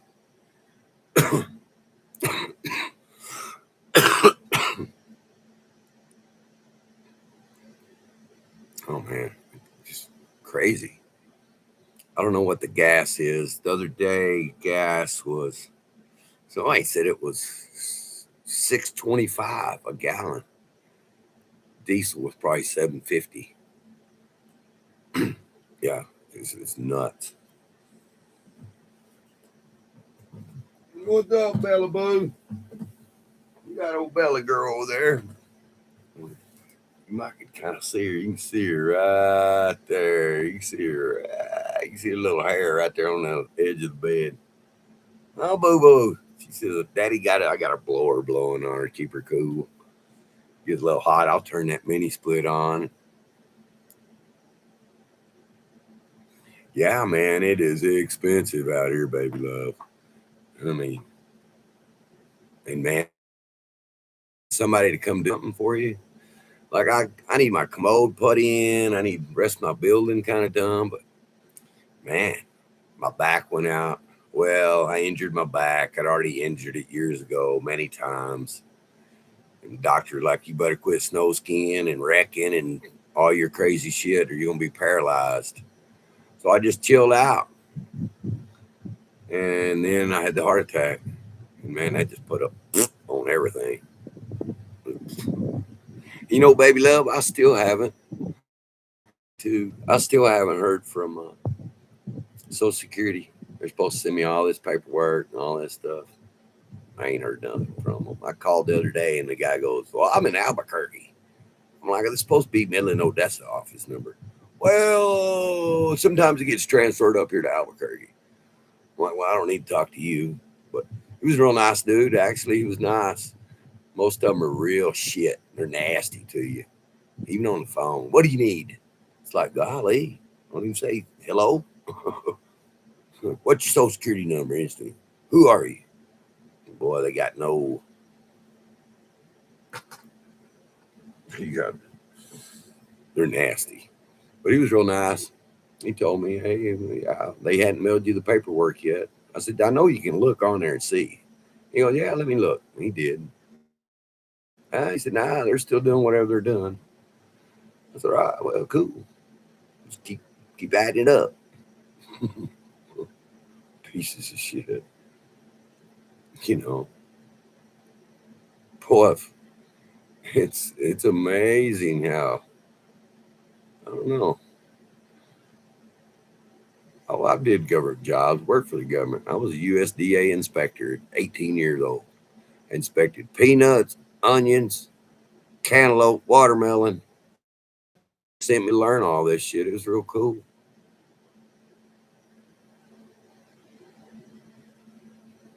Yeah, yeah.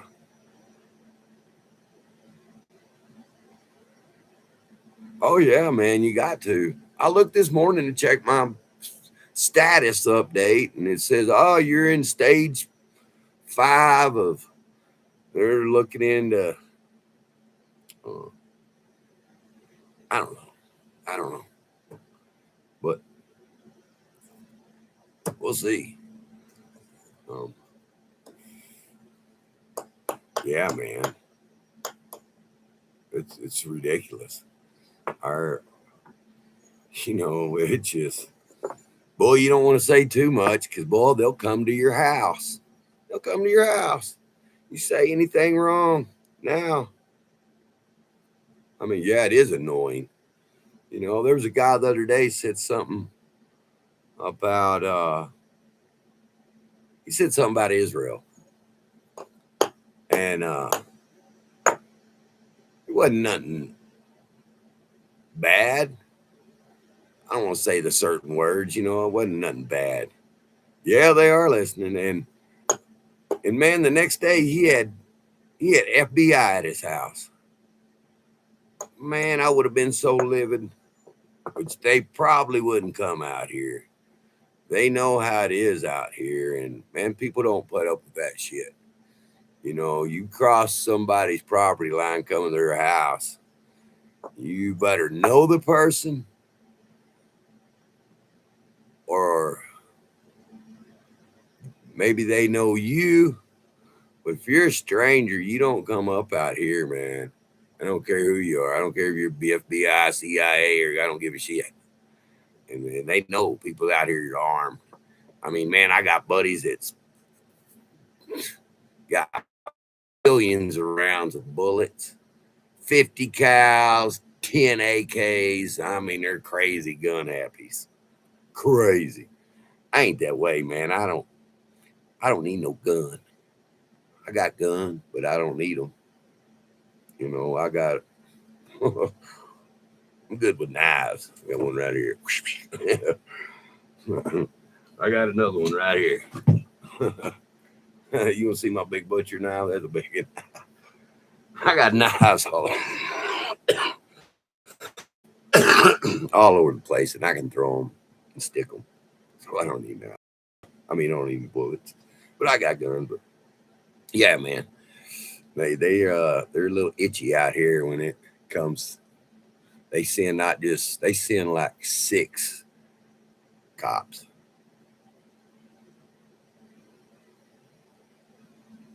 Man, that's crazy. You know, they don't mess with you out here. And everybody knows us out here, baby love, and Stephanie knows. I know Ronnie Dotson, the sheriff, personally, and he knows me, he knows where I live. They came out and checked on me. I had a buddy call and say, "Hey, I ain't heard from my friend." They're like, "Well, who's your friend?" And Ronnie come out, Patrick come out, and they're like, "Hey, your old buddy Larry looking for you." I'm like, "What's he want? I ain't heard from you in a month." And yeah, man. And when I went up to the Alpine, good, man. They're good down here, really good. Oh yeah, for sure, Stephanie. Um, when I got to the ER in Alpine, If Brandon Green wasn't there, he's a deputy sheriff down here. There's another deputy sheriff. I don't even know him. He's new. There's two new ones. I don't even know. But man, they all met us and escorted us all the way to Alpine. Hey, Daryl, as soon as they pulling me out of the ambulance, hey, you okay? You got somebody watching Bella? Do we need to go and check on Bella? And I mean, that's how good they are. And that's how well everybody knows everybody down here. Small. And they know who does what, who don't do, who drinks, who don't drink, who smokes pot, who don't smoke pot. They know, nobody hides nothing down here. And I couldn't believe it, man. Hey, man, is Bella okay? You got somebody watching her, feeding her? And I said, man, thanks a lot, y'all. And fist bumped them. Or just checking on you, make sure you get here. Yeah. Can you believe that, Stephanie? I couldn't believe it, man. I was like, wow.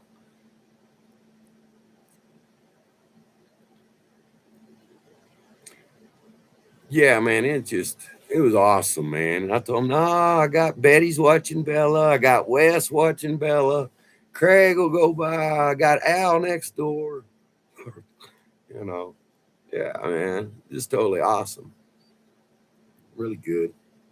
And I've done some things for the sheriff's department. They had some bees. I used to mess with bees. When I first moved out here, I said, man, ain't nobody mess with bees. I ain't scared of them. I ain't like getting bit, but I said, I can buy one of them suits and I'll go mess with them all suited up. They don't scare me. And I done the state park. I did a job for them. This was on Easter weekend. They had bees infiltrated. They were bad. They were Africanized. They were in the bath. I won't say porta shitters, but the bathrooms. It was in the wall, and people couldn't get out of the campground because they were attacking them. And they called me up. I said, I'll go out there. And man, they were like, I said, I don't know how y'all going to pay me, but they're like, don't worry, we'll write you a check up to $2,000 right now. I said, well, cut that check right now because it's going to be more than that. I'm going to be out here about 4 days killing them all. I had to kill them. They were Africanized. If you're a beekeeper, you can't keep Africanized bees. You're supposed to kill them. That's the way it is. You get in trouble if you don't. And so it took me about 2 days to kill them all. Oh, they're nasty. Ooh, I got bit through my suit, man, in my gloves, and I had cow gloves on, man. I didn't have no lamb skin shit. Boy, they tore me up. I got bit about 8 times. Some kind of fly. But yeah, that was on Easter. One of them dudes on one of them river tour goes, well, we need this open. You need to hurry up. Boy, I jumped in his face. I said, boy, you don't know who you're talking to, do you? I don't give a shit who you are. He got money in town. Act like he's hot shit, son of a bitch. I said, I don't give a shit who you are. I said, you talk to me like that, I'm going to yank you out of your little pickup and whoop your ass. And Patrick and the sheriffs were like, hey, man, leave him alone. He's trying to help us here. And I said, if you want to do some help, go down to that next campground and see if them bees are still there. Do something instead of bitch at me. Greg Henning was his name. What a peckerhead he is. He's a pretty good old dude, but come bitch at somebody trying to help you. You're worried about losing canoe customers or, you asshole. I told him, I'll whoop your ass. I was bigger back then. I was real big. I lost 40 pounds and half my muscle mass. I used to be stacked. You can tell my old forearm's still pretty good, but man, I've lost a little muscle. I used to be about 180, 175, I'm 140, so 30 pounds. Yeah. That's what that old cancer does to you. I've been fighting to get them and that too, man. I fought with them when I was in the hospital. They don't give a shit. Well, you're here for your heart. We're not looking at your blood or your cancer, your lymphoma. We're here for your heart. I'm like, with all intermingles, don't it? Since I'm this bad off. Oh, they don't want to. That's how the medical field is, man. Assholes. I did have a couple good nurses this time. Thank God. Yeah. Slow 49. I did. I went and subscribed to him. I'll go give him some support here later. I'm just burning it up, man. Ain't nothing to do. My old buddy's going to get some rocks today to build up the inside of his building, man. It's flooding out that last rain. Heck yeah. Heck yeah, man. Just enjoying the cool weather for what we got here the next few days. Hopefully, we won't hit 100 degrees. Man, they say it's supposed to get pretty hot. Yeah, we're supposed to get hot here, baby love. It's cool, man, to be in a small town when they're really good here, man. Most of the, except for the hospital, they're the laziest fuckers up there, and they're the sorriest lazy. They don't want to do nothing. All they're worried about is what's on the lunch menu at the cafeteria. They got this guy in there cooking stuff fresh, like Thailand food, Filipino food. There's Filipinos. We got like, I don't know, 8 Filipino nurses. They're real good. They were looking at me. There was a girl in Odessa, baby love. This is funny, man. She had a mask on. She's bringing me my food. And I'm looking at her nose, and she didn't have no dialect. But I said, "Where are you from? Are you from Micro-Asia?" She whipped her head and looked at me like, and I said, "Are you from Yap?" She goes, "How do you know that?" I said, "Your nose." He goes, "All you see is my nose, my mouth. I can see her eyes." And she goes, "How do you know that?" I said, "It's just your nose." And I just had that feeling. And she goes, "I am from Yap." I said, "I have a friend from Yap." She goes, "No way." Pull up my Facebook. I said, "Yeah, look." She goes, "Oh my goodness."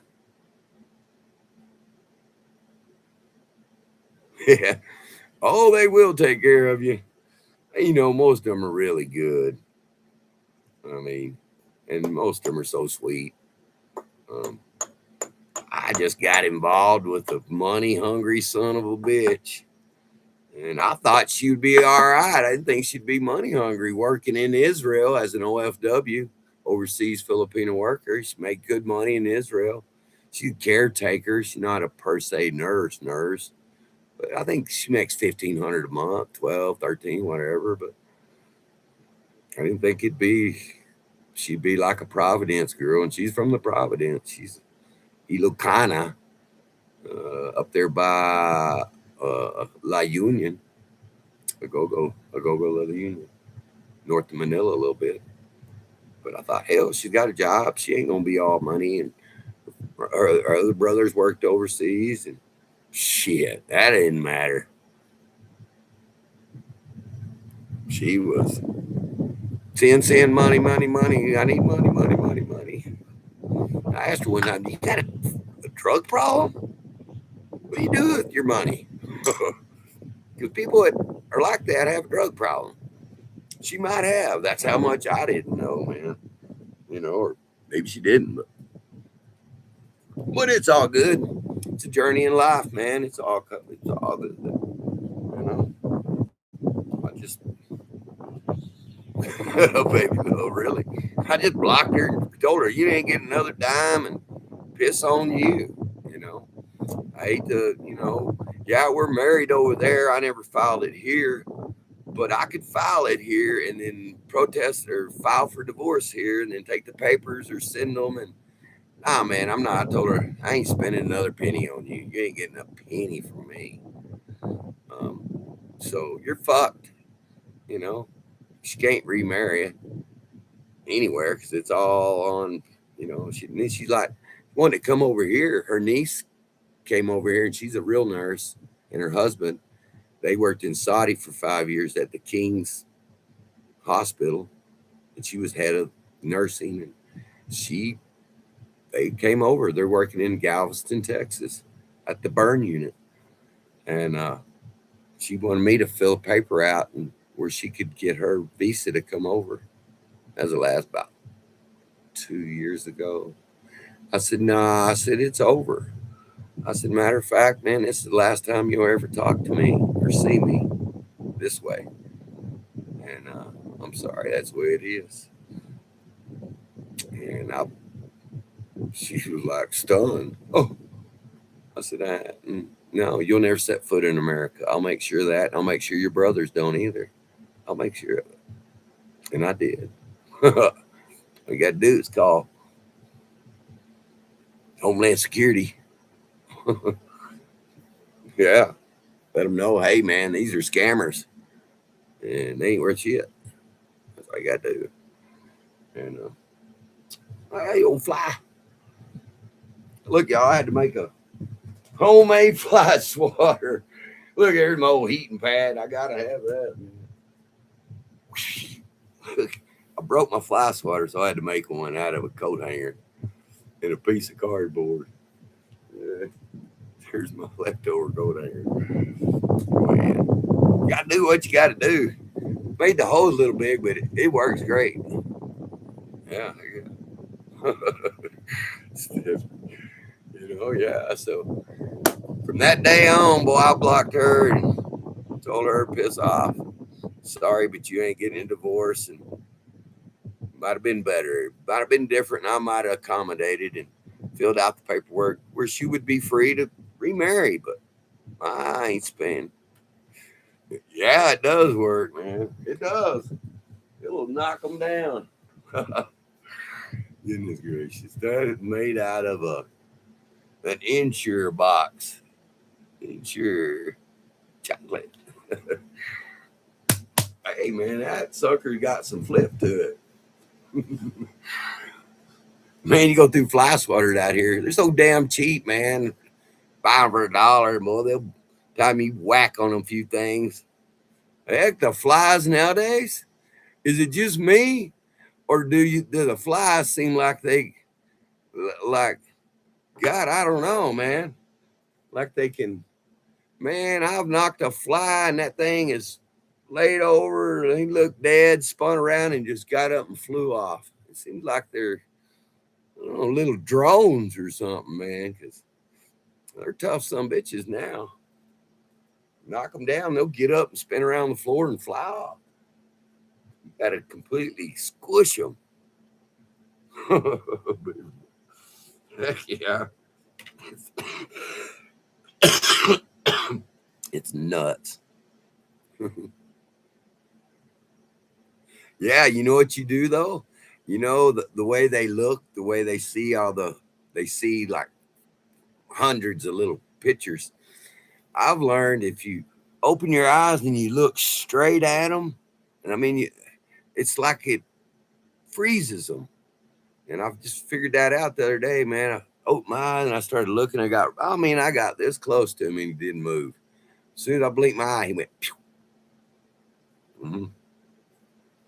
Yeah, I'm going to find a piece of leather and make me a leather one. I'd punch that out with the leather punch. I got a smaller one, but yeah, it works, man. Shit. Little boogers. Little boogers. Heck yeah. Let's see. Yeah, I'm full solar. All my batteries are charged up 100% now. What time is it? 102. It says 155. Man, what happened to that clock? Slow down. I want to shout out to everybody. Stephanie and Baby Love. Jack's probably chiming in from Thailand on here. He'll turn it on when I'm on. Let's see. It is 2 o'clock in the morning. He's probably up. Jack, what's up? The other day, I come in there, I just don't say nothing. Stephanie's hungry. I want some chocolate. I'm hungry too. I just had that orange earlier. Heck yeah. But by God, you know what I'm cooking tonight? Chicken fried steak. Homemade chicken fried steak. I got some nice beef cutlets and egg, and I got the flour, and I got a cast iron. I'm gonna make a badass chicken fry. Heck yeah. Chicken fries, potatoes, mashed potatoes. Got some fresh potatoes and cream corn. Come on over. I'll cook it. We'll have a big old fat chicken fried steak. I hadn't had one in so long. Man, I know. I love them. Man, if you cook them just right and you mash the breading in there, and they'll kind of, boy, you can make a, yeah, man. The other day, I was talking to my buddy Wesley. I said, man, I ain't had a chicken fried steak. And he bought some cutlets. And he sure did. And he hadn't made chicken fried steak. But I also said, man, you know what else I miss? I hadn't had chicken and dumplings. Well, I said it in front of Wesley and Betty. What'd they do? Both of them cooked chicken dumplings. Hey, we got some chicken and dumplings. I'm like, rock and roll. Yeah. Then I mentioned chicken fried steak. Everybody's like, man, that sounds good. It's hard to eat down here, baby love, because there's no good grocery stores. Fresh fruit, you better get fresh fruit and bring it and eat it before it goes bad. Like this poor old thing. Look at that. Oh, my. It's still good, but she's withered. I should have froze it. I was thinking I was going to make some stir fry, but I didn't. Heck yeah. I like bananas, but I got to be cool on those. Too much potassium on my heart. Man, these are really tasty, these colored ones. We have a grow house of these over here, a giant hydroponic house. Stephanie knows it's over close to her. And they grow all kinds of stuff, jalapenos, tomatoes, and bell peppers. They call it hot house. They grow nice little tomatoes too, nice little cherries. Yeah, I know. I know, poor old banana. This one's probably, I can make banana bread with it. Need to freeze it.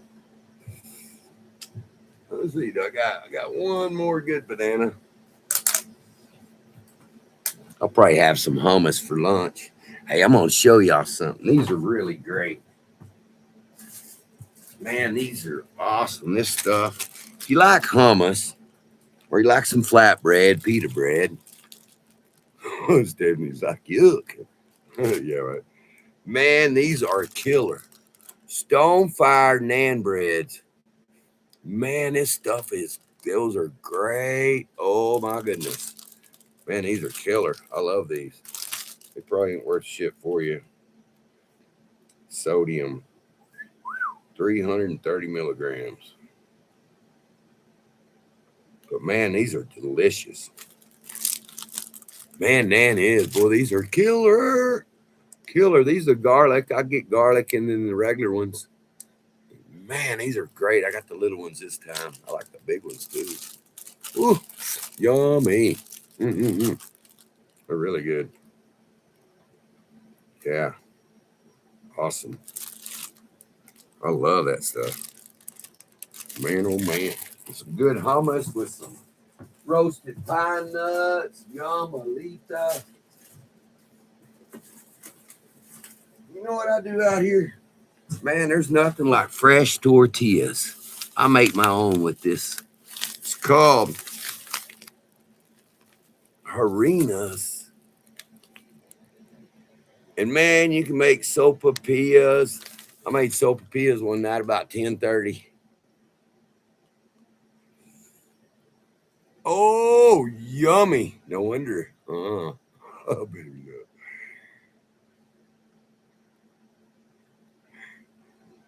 Yeah, man, I seen they're making pizza on them. Yeah. That's what I'll make my homemade tortillas and sopapillas with. Man, it's so great, man. Man, you can make a thick tortilla and it'll almost turn out like naan bread. No doubt, man.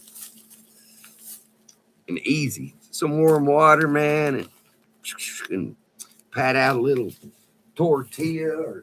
Man, that's great.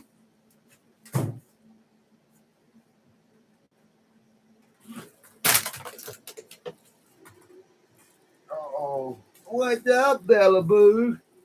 You turn around, sissy. I want that blowing in my face. Baby love. Stephanie was like, I'm hungry too. I know. Yeah, it's gonna be chicken fried steak tonight for sure. Oh, boy, I dislocated my collarbone. Boy, that hurt. This is my bad shoulder. It's got all titanium in it. You see that scar kind of right there. It was, man, all the way up. But it hurts. Crunching and cracking. Oh, pretty tough. Set sideways here. Heck yeah, I'm just farting around today. I was gonna go over to my buddies, but they went and get some rocks and stuff, and I'm just hanging here. Go check on Betty here in a little bit. Go drink coffee with her.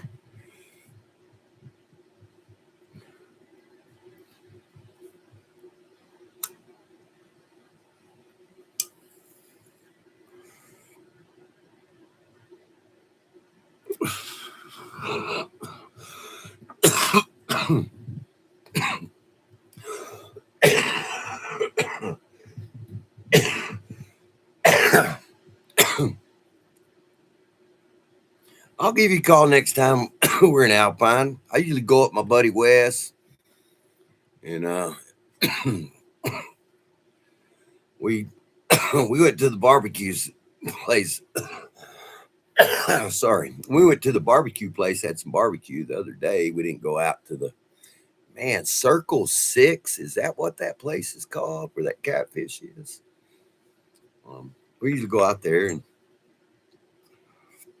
you'll have to send me your number, Stephanie. I don't have it. I don't know how many people's in here. You could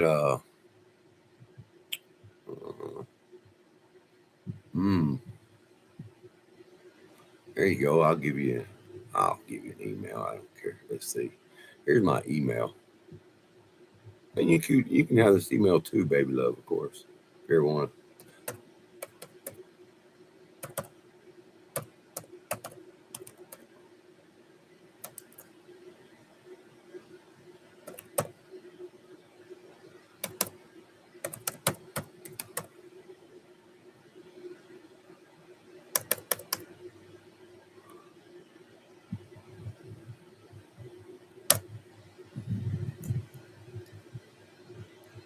That's it. 3 L's, LL, and then LYNN.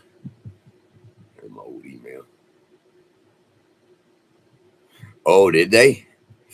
Man, it's hit and miss there sometimes. It really is. What did I get this last time? I got one meat. One or two meat. I got one meat. I just got some brisket.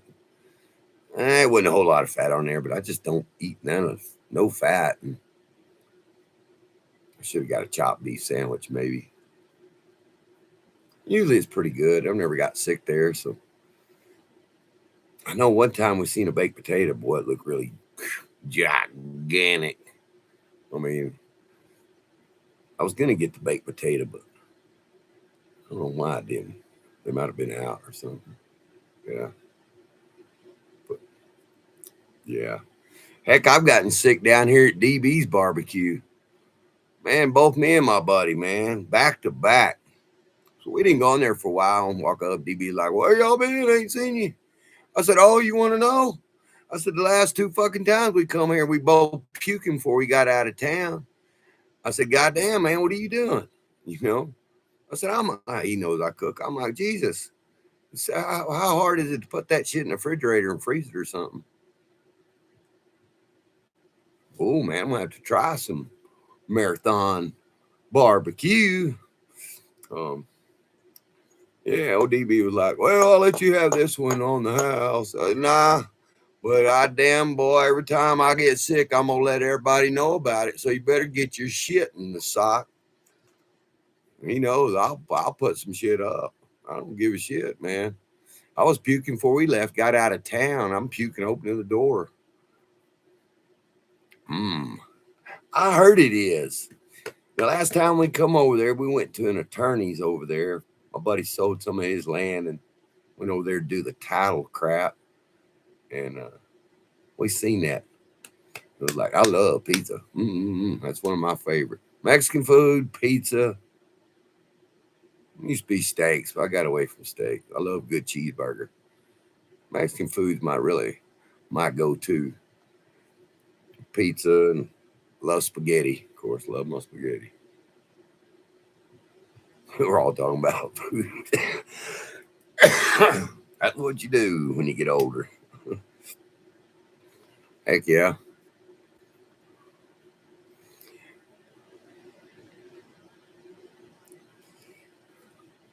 Well, my little battery's charged up. There you go. Good deal. Heck yeah. I've never really ate at any other place in Alpine. I never went to that one place. Oh man, San Angelo. What good place is there? My buddy's from there. My buddy that passed away, his daughter just went to San Angelo for college, but she did 2 years at New Mexico Military Institute. Well, she went 4 years and then did 2 years of college. And her grandpa, her dad died. And they moved to San Angelo out in Knickerbocker. They live out in Knickerbocker. San Angelo. That's a nice little town. Nice little bitty old town. Little river down there. And used to have what was that all you could eat place? Can't remember. I know they closed that down. Grandy's? No, Grandy's was there too, though. San Angelo.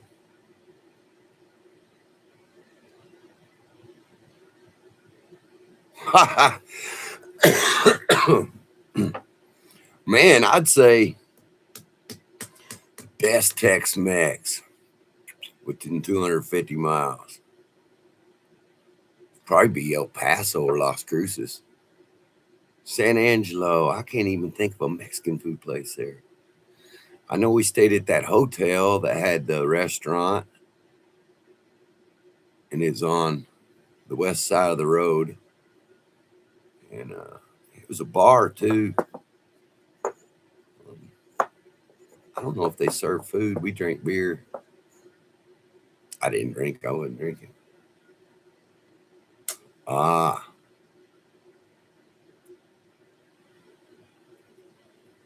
man, I like them green hatch chilies. Roast them bad dads up.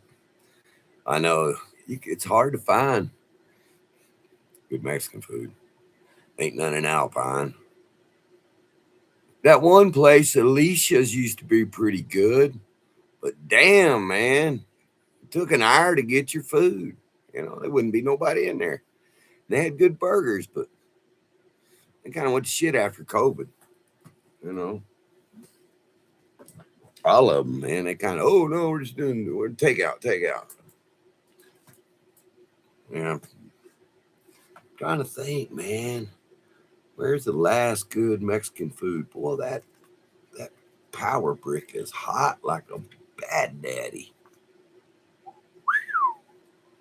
Um, man, the last good Tex-Mex food I had was in Las Cruces.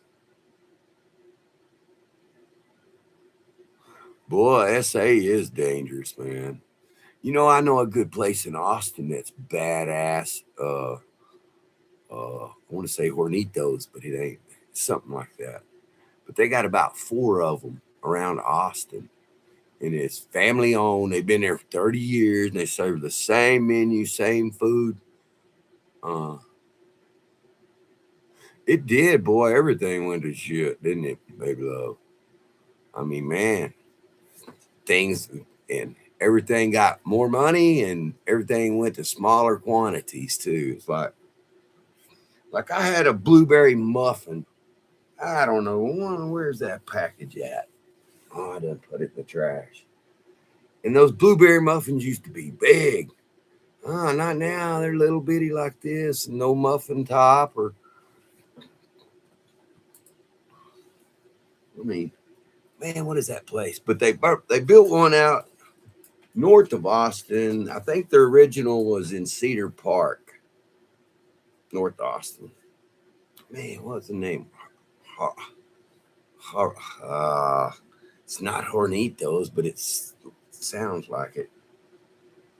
But man, they got really good enchiladas and really good killer queso. Just all the Mexican food's good, just on the spot.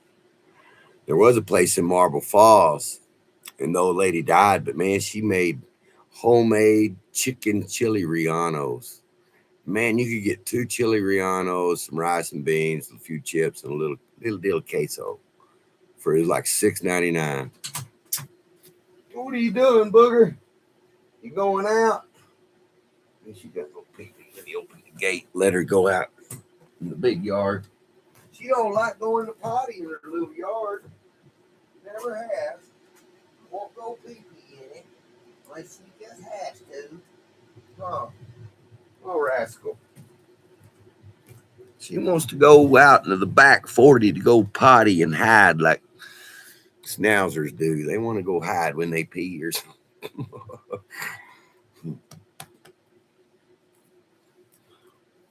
Heck yeah. What are you going to do? You going to go potty? She ate this morning.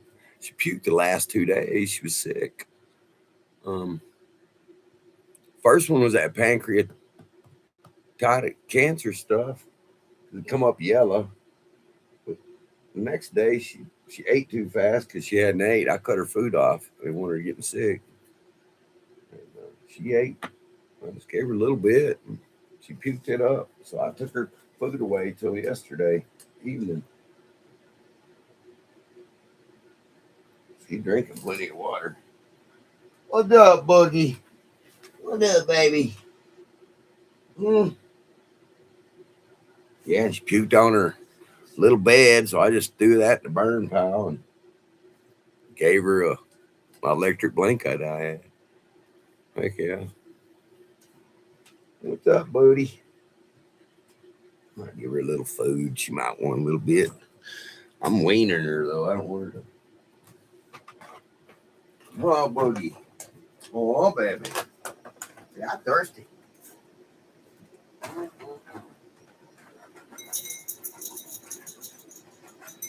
There you go.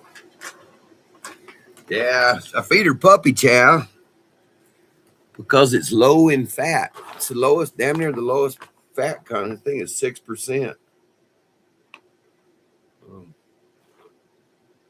This ain't because it's the complete. If you get the regular puppy chow without complete, it's 6 or 7% fat instead of 20%. They've ate it their whole lives. All 3 of my little boogers. Fed them puppy chow. I've tried them on high dollar baked food. Man, baked food, no wheat. No, man. Blue Buffalo. Man, that shit didn't do it. I went back to puppy chow. Always puppy chow for the kids. Man, she's doing better.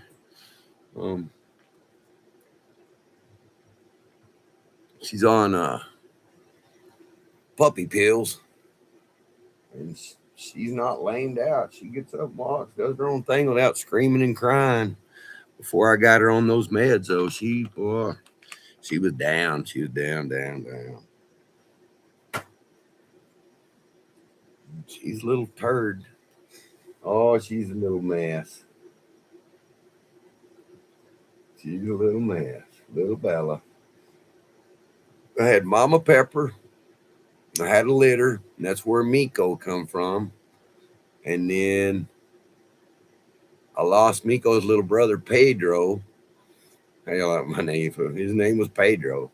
I called him Bubba.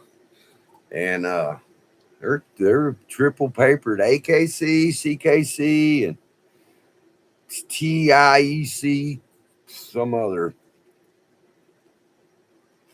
what do you call it? Papers. And yeah, they're she little $2,000 puppy when she was a baby. I sold the pups. I let everybody kind of just give me 200 or $300 because I all the pups went to people I personally knew and could go see them and keep in contact with. And my sister got one of the babies and the boys. So Bella's got a brother left, a couple brothers still alive. And Bo Boy, her brother. My sister's got her brother Bo, and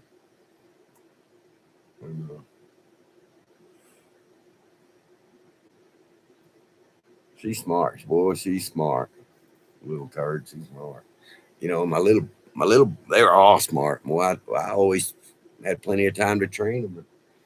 Man, little little boy dog, I taught him how to open his little crate. I showed him one time, and this dog he wasn't 3 months old, probably 2 months old. Showed him one time with his paw, grabbed his little paw, showed him how to open his little door to his little kennel. He'd go and he'd open his door, go in there. And then if his little sister, I'd tell the little sister, go get with your brother, go get with your bro. She'd walk up there and he'd push the door open for her. It was nuts. I got that on video too.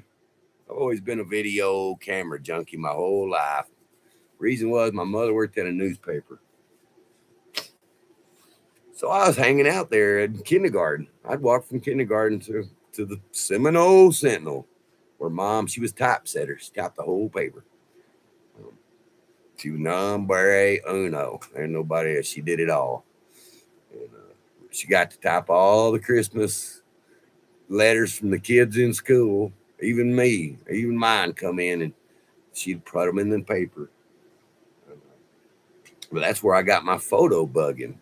Photo, pictures, man, I was a little photo junkie. Hell, I could develop film at 6, 7 years old. They taught me. I was a little kid and I was running around, so they're like, come over here, we'll show you something. Want to learn something? Yeah, hey man, it's cool. And they showed me how to shadow in and run it through the chemicals, hang it for a little bit, let it dry, and then you could put it under a deal to make the pictures. That's pretty cool. What up? No, you're not getting no more. She's looking at me going, hey, looking at the bowl and looking at me going, That's all you get for now. Keep your belly settled. Man, I appreciate y'all coming in and just letting it run because it helps with mine. I appreciate you, baby love.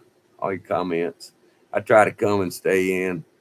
Even if I don't jump in and say, hey, good morning, I'm usually there lurking, giving you a little support for sure. What up, baby?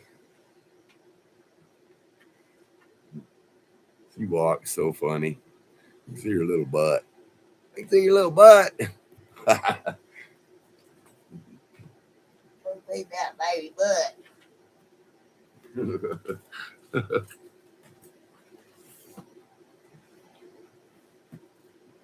Yeah. Yeah. I don't know if I'm gonna get another one after this. Like your little cat. What do you call your little cat? Mitchie? Mitchie? You know, man, it's gonna be tough. I would get her little buddy, but I don't want her to think I'm replacing her. Yeah. I am a professional lurker. Like I like it. Well, I got this TV and I don't want to sign in on it. Suckers. So I don't want to, because it's got a camera on it and I don't want them looking at me all the time. So I just leave it signed out. Heck yeah. What's up, Booty? Let me turn you. Got your fan on you. You okay? Good girl. And she's a pretty good little thing, man. She let you know. I ain't heard her bark in a while. Oh, she gets really excited. There's this old man that lives down my road, and his name's Claude Luke Dudley. And he got a patch. He got one eye. He's an old cowboy poet. He's old school. Matter of fact, I think he turned 80 about 3 months ago. And I went down to this little party down there and ate some ribs and stuff. They're always calling me, "Come eat, Daryl. You ain't drinking. You don't drink none of the beer." So they make sure I always got something to eat. Which I cook. I don't need nobody help me eat. And she knows his truck. He got an old diesel truck. He's an older man. He puddles. Man, I mean, like 1 mile. He just idles by. And she'll go out and she bark at him and let him know she sees him. And the other day he went by, I said, "There goes your grandpa." And she jumped up and walked over the door and looked, and she let out a couple good loud barks to let him know she's watching him. That's the first time I heard her bark in a little while, man. That baby. Oh, Snooky. Oh, Bella Moose. I got about 5 names for her. Her main name is Titty Baby, because she was always on that titty. And if she could, she'd sneak in behind Pepper as Pepper was walking, not from the side, from the back. She'd grab that titty, and Mom would drag her. Mom let her have tit to the last day that them milk dried up. Her and Miko kicked the boys off. Kicked them boys off about 5 days before she dried up. But she let the girls suck that last little titty babies. Say my paper name is Bella Moose. Say my name. Say Daddy calls me Titty Baby. I call her BB too. Sometimes. Come here, BB. I call her all little turd. Yeah, it'll be sad. I lose her. I'm glad she's doing better, boy. I just might have seen I dug the hole. I thought it was going to be real fast, but she's hung on and got her own meds. We finally got a veterinarian down here. Thank goodness. Heck yeah. Man, try to adjust my socks here. Oh, Bella Boo. Sitting there. Heck yeah. I might get another one. I probably will. So hard though, man. If you're gonna leave for any length of time, you gotta board them or pay somebody to watch them. It's really tough, man. Getting older. I'll be right back. I'm gonna go out here and water the lizards. Oh, Bella.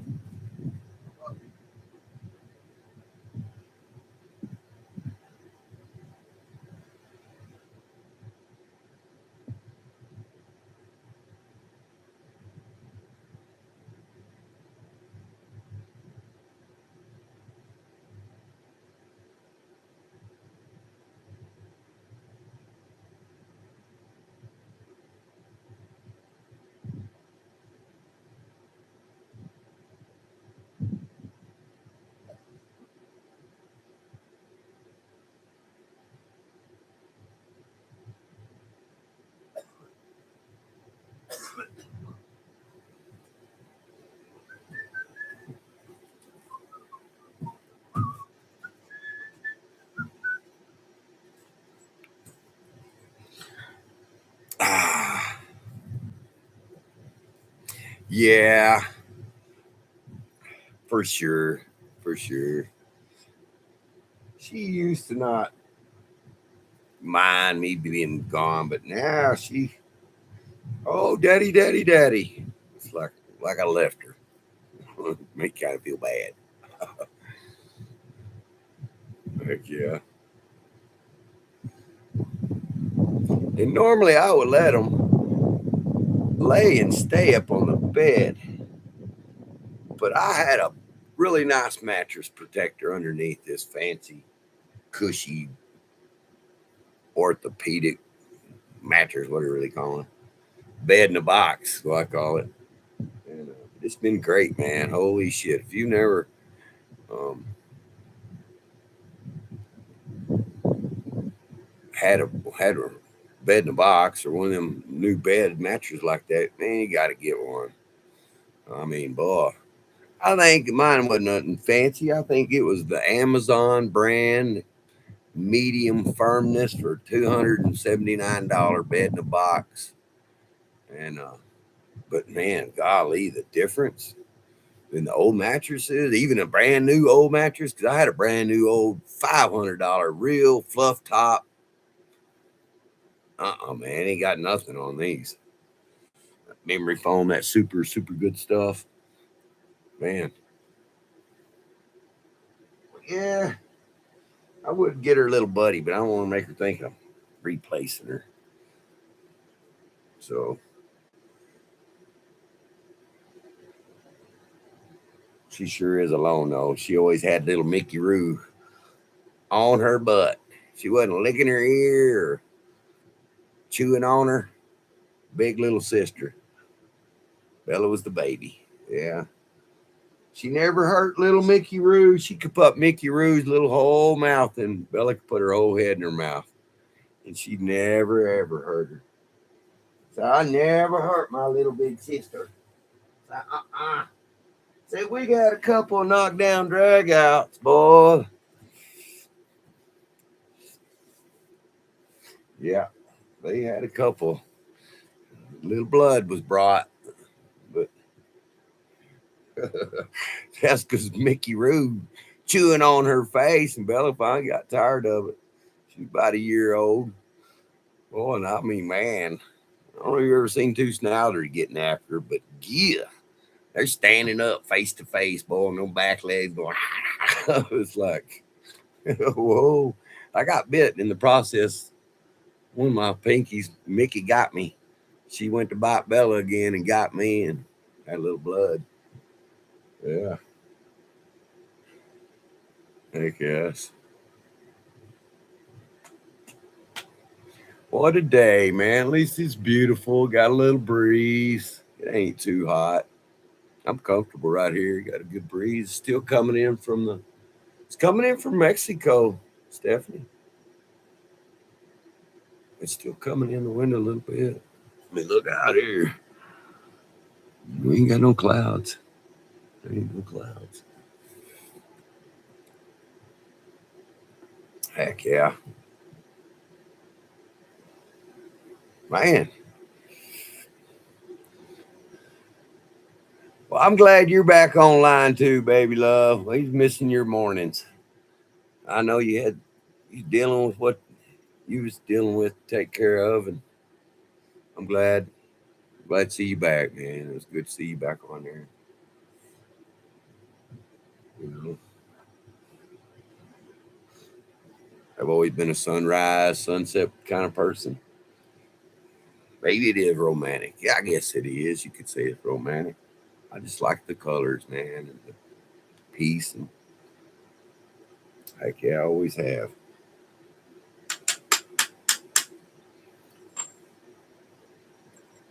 Reach over here and get another water. Where'd it go? Mm-mm. My other one.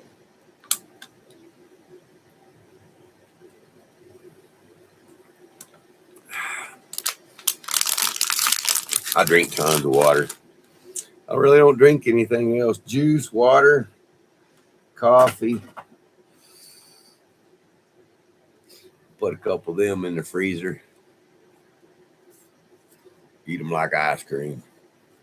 just to keep some pounds on me. Vitamins taste like shit. Kind of upset your stomach.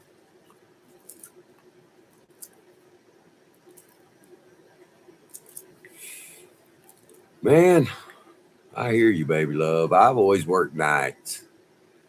So, man, I'm up, down, up, down. I'm kind of in a normal per se pattern. I stay up 2 o'clock in the morning, sleep till 6, get up. But in the meantime, I'm up and down probably twice. The old man thing, got to get up and go pee. Lee, man, that's fun.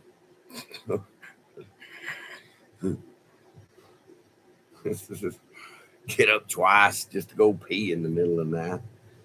Sometimes more than that, depending on how much coffee I drink or how much water I'm pouring down. It's so hard to keep hydrated. It's like being out in Vegas, man. Just here in the desert. Same here.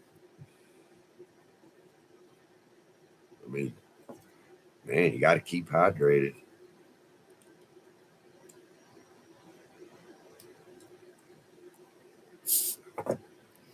Heck yeah.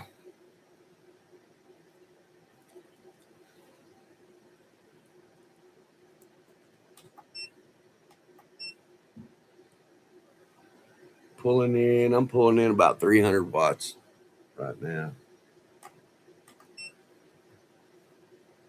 The sun just went behind a cloud. Heck yeah. Man. See people going, we're going to move off grid. We want to be free. Ooh, I got the sciatica too, man. My L3 to S1. L3 is not so bad on the L4, but the L4 on down is just bone on bone. There may be a little bit at that L3, L4, maybe a little disc left, maybe not much. And oh yeah, man, that's why freaking heating pad. Yeah, it's brutal. That's what I take that Lyrica for. Man, it's a godsend. I mean, man, or I couldn't walk. I was in the hospital and they didn't give it to me at night. I said, I ain't gonna be able to walk in the morning. They're like, oh, it's okay. I'm like, it ain't okay. And I said, I need that Lyrica. Are y'all gonna be picking me up out of bed? Well, they found out the next morning. It took 3 of them. I was sitting there pulling. They're like, phew. I said, I told you. Boy, about an hour later, they come in there. They gave me an extra Lyrica. She goes, would you like some morphine? I said, bust it out. hit me up. Jeez, man. Yeah. My sciatica is weird, man. It has shot all the way down my leg a few times, many times, but most of the time it like starts right here in my butt, or it goes like this. This is how it goes. It goes down my leg, but it only goes to about right there. Mid leg, it stops. But it goes like this and curls up and goes, kind of hooks on my butt cheek. Man, and if you touch that right there and it's active, oh man, it's like 9,000 volts electricity. Boy, man. Ooh. What I do, boy, I pulled my shorts away from it, even just underwear or something, boy, touching it just makes it 10 times worse. Boy, most time my back causes my calves to cramp in that muscle right there. Man, when it pinches that nerve on that muscle, that thing feels like it's going to rip off that bone. Oh, man. Oh, man. I mean, yeah. Calf cramping, that nerve that sets him off, I think that's the L4, L5 maybe. Or maybe L3, L4. But that calf nerve, man, in your back, woo. You can at least rub your calf. But man, this one, I don't know if you've ever had that one. Boy, I woke up one morning and I knew I'd slept wrong.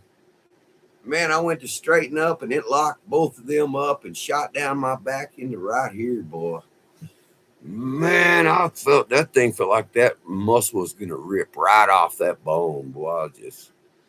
Man, I put my feet at the end of the bed and I started scooting, trying to separate my spine. And finally, boy, I was like, there it is. I laid there for about 15 minutes and I have a inversion chair outside and I can flip up. And I have one, my L4, my L4 will slip and push into my spine. That's instant puke. I mean, boy, you'll puke your belly button, your back, your ass, all of it's boom. So I'll go out there if I can make it and flip up, pop that thing and line back up. And I've had that chair. That's a godsend too. Paid about $300 for that thing. 2017 is when I started having major problems. It'd been 10 years before, but always was real careful, real cool. Quit snow skiing, quit hiking, couldn't do none of that. None of the stuff. Sold my Harley. I couldn't even ride that. I couldn't even ride a bicycle. I sold my Harley. Already like, well, I'll buy it. And when he's selling it, man, he wanted me to keep it. I said, I can't ride it. You know, my back, my spine, my neck here's fused. Oh, see, I got bad knees too from snow skiing so much and up downstairs in the oil field working. Yeah, I know, man. It's compound. It's just endless. Nurses in their hospital are like, God, what is not wrong with you? Boy, you lived a wild life, because everything I got's documented. All my surgeries, I've had surgery,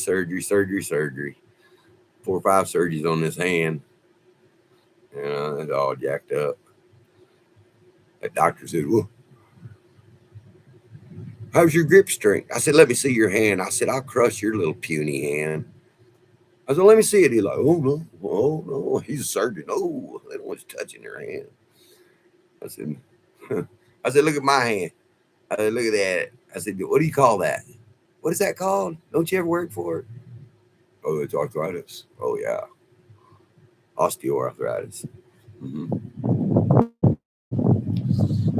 They always ask, what's your grip strength? I did that to one doctor. I barely squeezed his hand. He goes, oh, no, I'll squeeze on it. I said, are you sure? Oh, fucking just rear down on him, put an oil filled squeeze on him. Whoa, man. He's looking at his fingers after he was like, I told you, man, I ain't no pussy. I said, and I got hands like steel. I've gripped shit all my life. I said, I've hit shit, broke boards, karate. I mean, done a lot of stuff in my life. A lot of judo, jiu-jitsu, judo, karate, taekwondo. Started when I was 8 years old. I told him, I'll crush your little hand. He's about a 35-year-old doctor. I told him, I ain't here to do no monkey tricks for you either. This is for Social Security. And I said, you can write that on that paper. You can tell them son of a bitches that. I'm not here to do no fucking monkey tricks. And he was like, oh, I won't waste none of your time then. I said, well, good, because I drove 5 hours, see you 15 minutes. Oh, I'll fucking let them have it.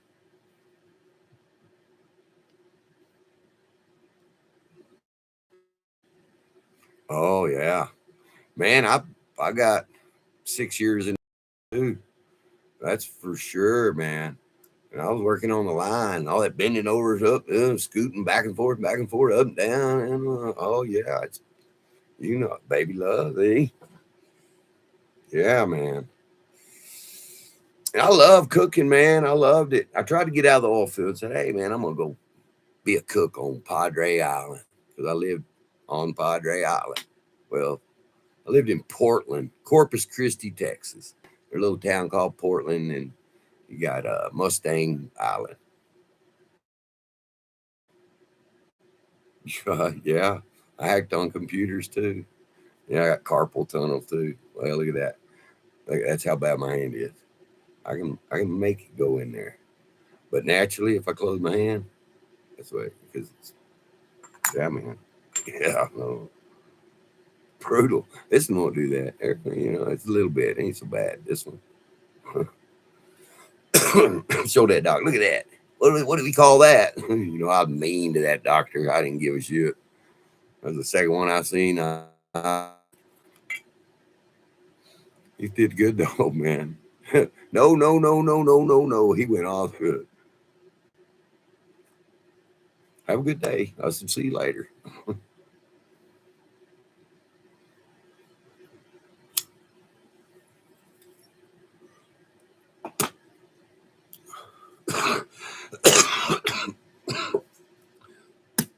Yeah. I don't put up shit for no doctors no more. None of them. I don't, man. I do not put up with them 1 minute. I'll tell them real fast. They ain't as smart as what they think they are, and they think because they're a doctor they're smarter than everybody. I'll tell them I'm a hillbilly and I'm smarter than you are. They don't like that. Hillbilly. Talk like hillbilly. I can clean up my English, but yeah. I got no respect for no doctors. Just don't. Got one. I've got 3 doctors right now. I think I need 2 more. And the 3 I finally got, they're in Houston, and they're doing it through this tele thing. And man, they're great. I mean, my heart doctor down there, he spent an hour with me on and filling out 9-page bullshit for Social Security, and they sure ain't gonna spend an hour doing it. Um, about 90% of them won't even touch that paperwork either. And once they see that paperwork, boy, you're a piece of shit. They gaslight you. And found this one good doctor. I can't say his first name. He's a young dude. His name, first name, wait. Ashi Gupta in Houston, Texas. He's a cardiologist, very highly technical specialist. And he's looked at all my x-rays, all my MRIs, even though it's not cardiac related. Because he wants to know what's going on. And I said, man, this is what's going on. I got all the records and I'll send them to you if you don't believe me. Send them to me. I said, well, I don't know how I'm going to send you the x-rays. So what I did, I got a widescreen on my TV and flicked those x-rays up there and took pictures of all my MRI and stuff. Turned out perfect. Emailed all that shit to him, all my records. He stood up for me. He said, I'll stand up for you, Daryl. He said, everything you say is true. You got all your records for it. There's no reason they shouldn't believe you. And he filled out that 9 pages of shit for Social Security. It was hundreds of questions and all kinds of stupid shit. And he let them have it. He told them in there. He said, this man, needs major medical doctors and care. And y'all are not giving it to him. And I'm going to sign my John Hancock. And I will go against any doctor y'all have that says otherwise. And man, he didn't like that. My attorney was even like, man, how'd you get him to do this? I said, I explained to him. I can't find nobody to fucking back me up. Nobody wants to put their John Hancock on nothing. When I told him that, he goes, I will for you. He said, I've seen your records and oh no. This last week when I was in the hospital, they did a CAT scan on me. Put that dye in me. They said, oh, it's gonna make you feel like you gotta pee. No, it doesn't. It goes to your anus. makes your butthole hot. I said, he goes, can you feel it? I said, yeah, it don't make me want to pee. I said, it goes to your anus. He laughed. He goes, yeah. Well, why didn't you tell me that? And they always say, he said, well, we don't want to say that, make people scared, so we tell them it makes them want to pee. I'm like, yeah, huh? At least it didn't last long. It was about, I don't know, he dumping them weird things, man. You know how I don't know how they did yours. One time they tried shooting it in me. That didn't work. But this time he dropped these two glass things about this big around, about that tall, and this contraption hooked up to my IV, and he hit that button. About 10 seconds later, I felt it going in my arm. And then about 10 seconds later, it went to my anus, made it hot about 15 seconds, and that was it. It was low dose, I guess, or whatever, but it wasn't bad. It didn't hurt or nothing. They did the CAT scan on me. Yeah, I've had about 1, 2, 3, 4, 5, 6, 7. I've had about 8 MRIs also. Some of them pretty nice. They got tunes for you. And one I was in had a little TV screen. You could pick movies. I always tell them I'm claustrophobic, which I ain't. It don't bother me. But when you tell them that, oh man, I can't handle that being in a tunnel. Like you'd give you Xanax. And first time I told them that, they said, it's going to be a long one, man. We're going to do your neck. It's going to be about an hour in there. I'm like, hell, I'm claustrophobic. You go, oh, okay. Well, we'll give you some sedation. A little lady comes in there and gives me a little pill. I didn't know what it was. I took that pill. I figured it's value. She goes, how you feeling now? I said, that wasn't enough. I need to know. She goes, okay. She come back, give me on. Boy, I started feeling it. It was Xanax. Boy, I was like, I was melting in the chair, man. I was sliding down. She come in there, I go, wow, that wasn't enough either. Give me. She goes, I'll only give you one more. I said, well, give me one more. I said, I'll be ready by then. But man, I was already melting. I was melting. Gave me that hurt. She come in there, boy, I was completely slouched in that old chair. Like, she goes, you sure look relaxed now. Come on. Loaded me in that tube. Bonk, bonk, bonk, bonk, bonk. Dunk, dunk, dunk, all that shit. Man, I went right to sleep. Man, it felt like I was in there for 2 minutes. And if the guy's sitting there, man, he's literally shaking me. I must have been snoring. I was out. He's sitting there shaking me, and he's like, wake up, wake up. And boy, I finally opened my eyes, and I'm looking, and he's rocking my leg, going, hey, man. I said, hell, what the? I said, man, that was fast. He goes, oh, it was an hour. He said, boy, you went right out. You was out. I've been trying to wake you up for a couple of minutes. I was like, dang. They didn't want me driving home at all. At my mom like, you ain't driving. I'm okay to drive. Boy, about 15 miles down the road, I said, man, maybe you should drive. But boy, I was like, yeah, they'll tell them you're claustrophobic, and they'll give you Xanax. Maybe a Valium. They gave me Xanax. Because I asked her that third time. I said, man, what did y'all give me? That shit is strong. She goes, yeah, look at it. And she goes, I said, was it Xanax? She goes, yeah. I was like, man, I'd taken Xanax before I knew it. I could tell the effects. You just take them little 2.2s. Try to sleep, man. I was working some really stressful jobs, man. We lost a whole rig, and everything blew up. Everybody lost their cars. It's a real stressful job, man. We're going back to the same place to drill that well. And I told that doctor, I said, man, I work nights, drink coffee, need something to sleep during the day. And gave me the small little 2 football. They help, man. They will help you sleep for sure. They're a little addictive. I like that part. Wean off of them. Yeah. Shout out everybody in the house. Y'all can jump on in here and chat if you're subscriber. I think I got it set where I'm not sure. Baby love, you're my monitor, ain't you? I got you.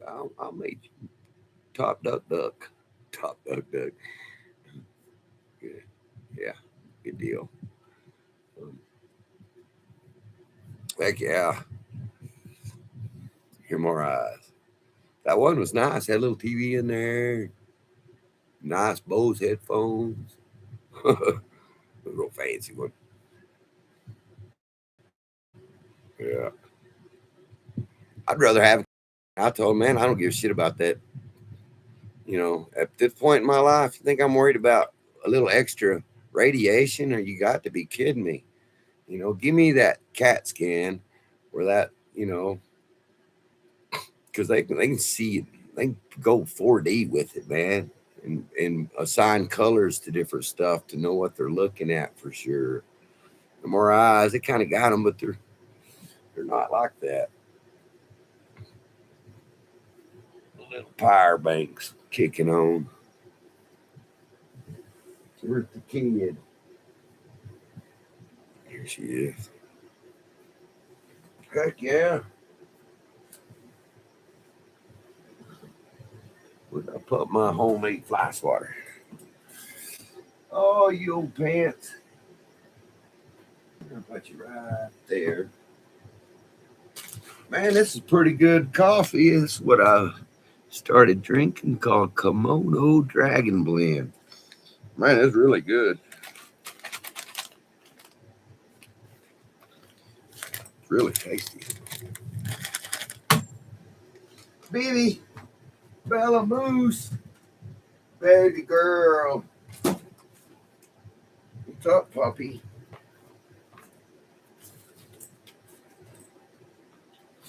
Heck yeah. So what are you doing, baby love? You just chilling? Love, just hanging out.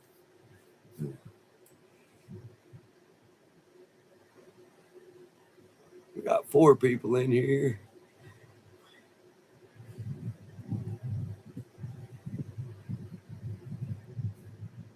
Let's see here.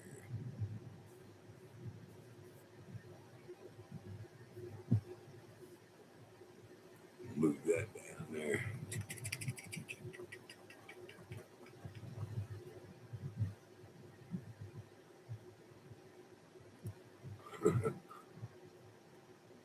Uh-oh.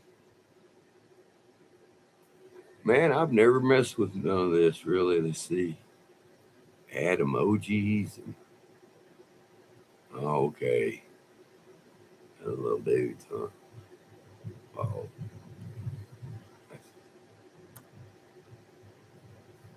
How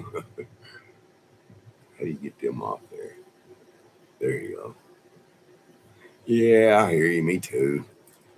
I could have went to Fort Stockton, Texas, to Walmart, the closest Walmart with my old buddies, but man, it's 2 hours to get there one way.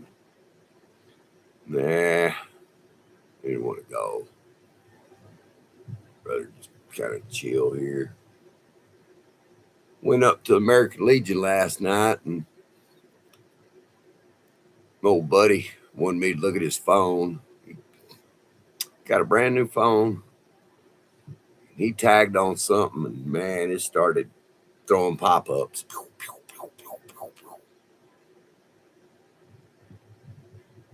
Oh, cool. Cool deal. Yeah, I hear you. I nap off and on too, for sure. Uh, hmm. uh, Broke cable. I don't figure out where this cable from. I don't remember breaking it. Yeah, we'll throw it away. Oh heck yeah! Good old the 23rd. Man, tomorrow's already Friday. That is nuts. Feels crazy.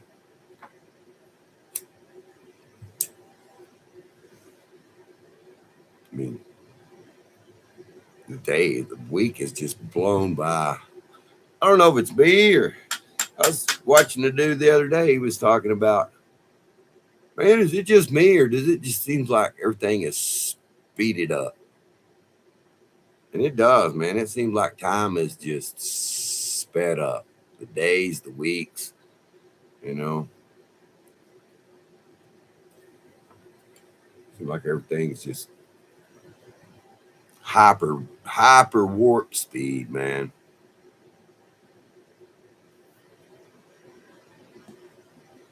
Weeks seem like days. It's crazy. Before you know it, it's Friday. Seemed like Monday was yesterday.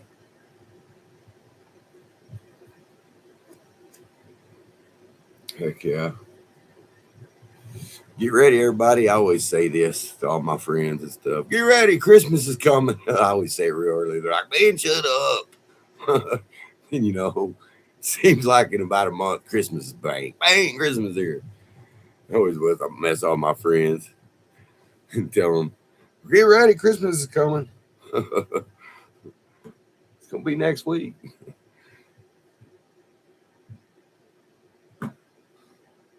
Man,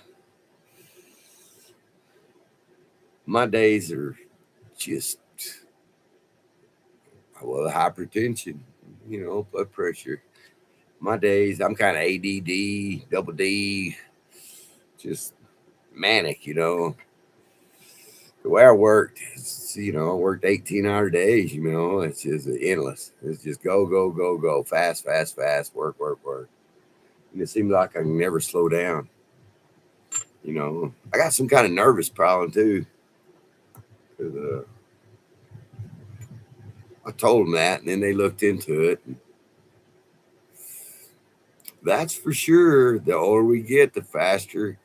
Man, I had an old man tell me the reason is because we've already learned so much. Nothing's really new to us.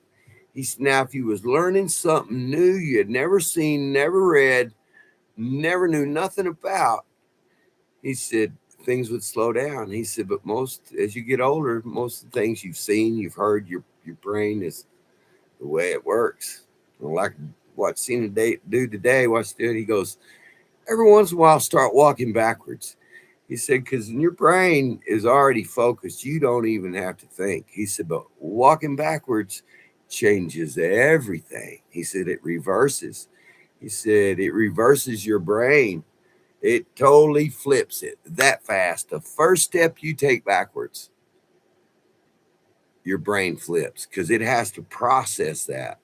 Walking forward, doing normal stuff, your brain doesn't really have to use no processing speed. But as soon as you change something, walking backwards, because you can't see nothing that's behind you, and that first step is what they say. Man, I was pretty. So I went out earlier. I went out and I don't walk backwards, and man, you could tell that instantly things were different.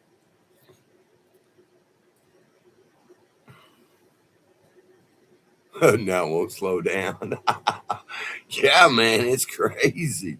Man, for me, it just gets faster and faster and faster. It does.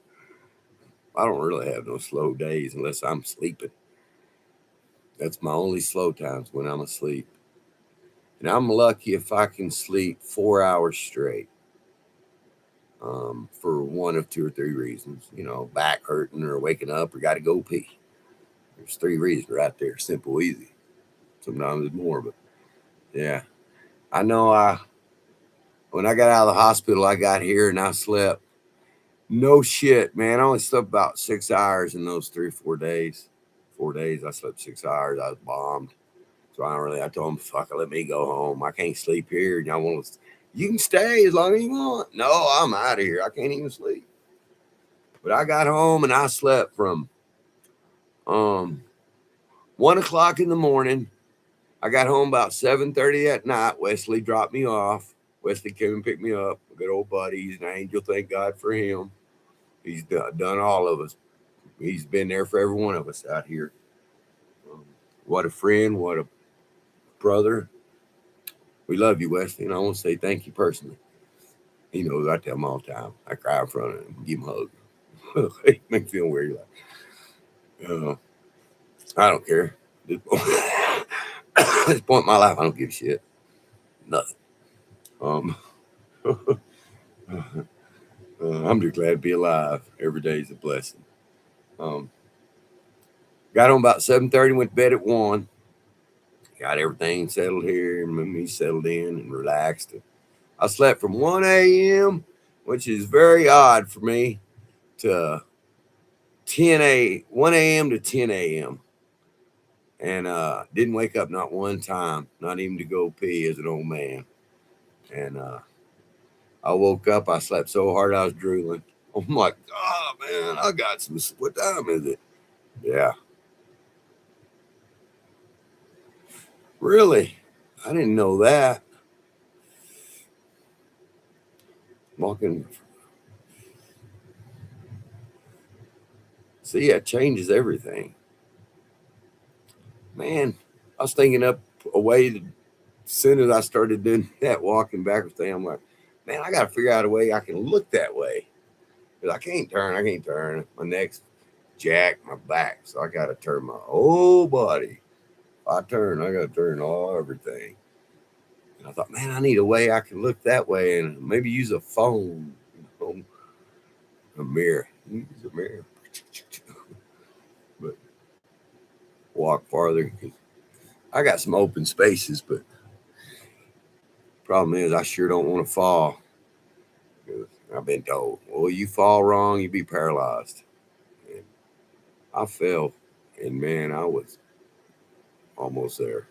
I could not move an inch. Hurt so bad. I was screaming to get out of my car out here in the driveway. 114 degrees. I'm cooking.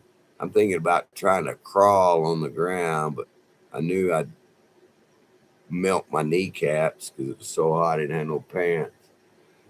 So I screamed on the way getting into the house. My neighbor calls me. He's like, man, you all right? I heard you screaming. I said, oh, I ain't all right.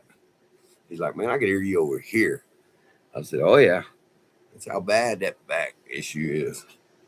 He's like, I didn't know you was that bad on your back. I said, oh, yeah. Matter of screaming or saying a whole lot of cuss words, F-bombs and FFF and bunch of real loud though, screaming that shit. Baby love, you know, boy. Ooh, that kind of electric shock, hot stabbing pain is, man, if it's, you can't move an inch. Cough, oh, man, just coughing make you scream. Heck yeah. All right, everybody. I guess I'm gonna probably I'm gonna take out stuff. I'm gonna get ready to cook my chicken fry here a little bit later. Thanks everybody for dropping in, baby love. Take care. Have a great day. Heck yeah, and I appreciate everybody that's came in, man. It's just been Stephanie. Thanks a lot, hanging out.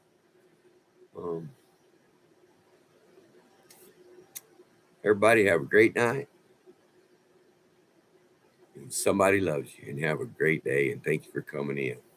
And we'll see you later. Peace. Bye, everybody.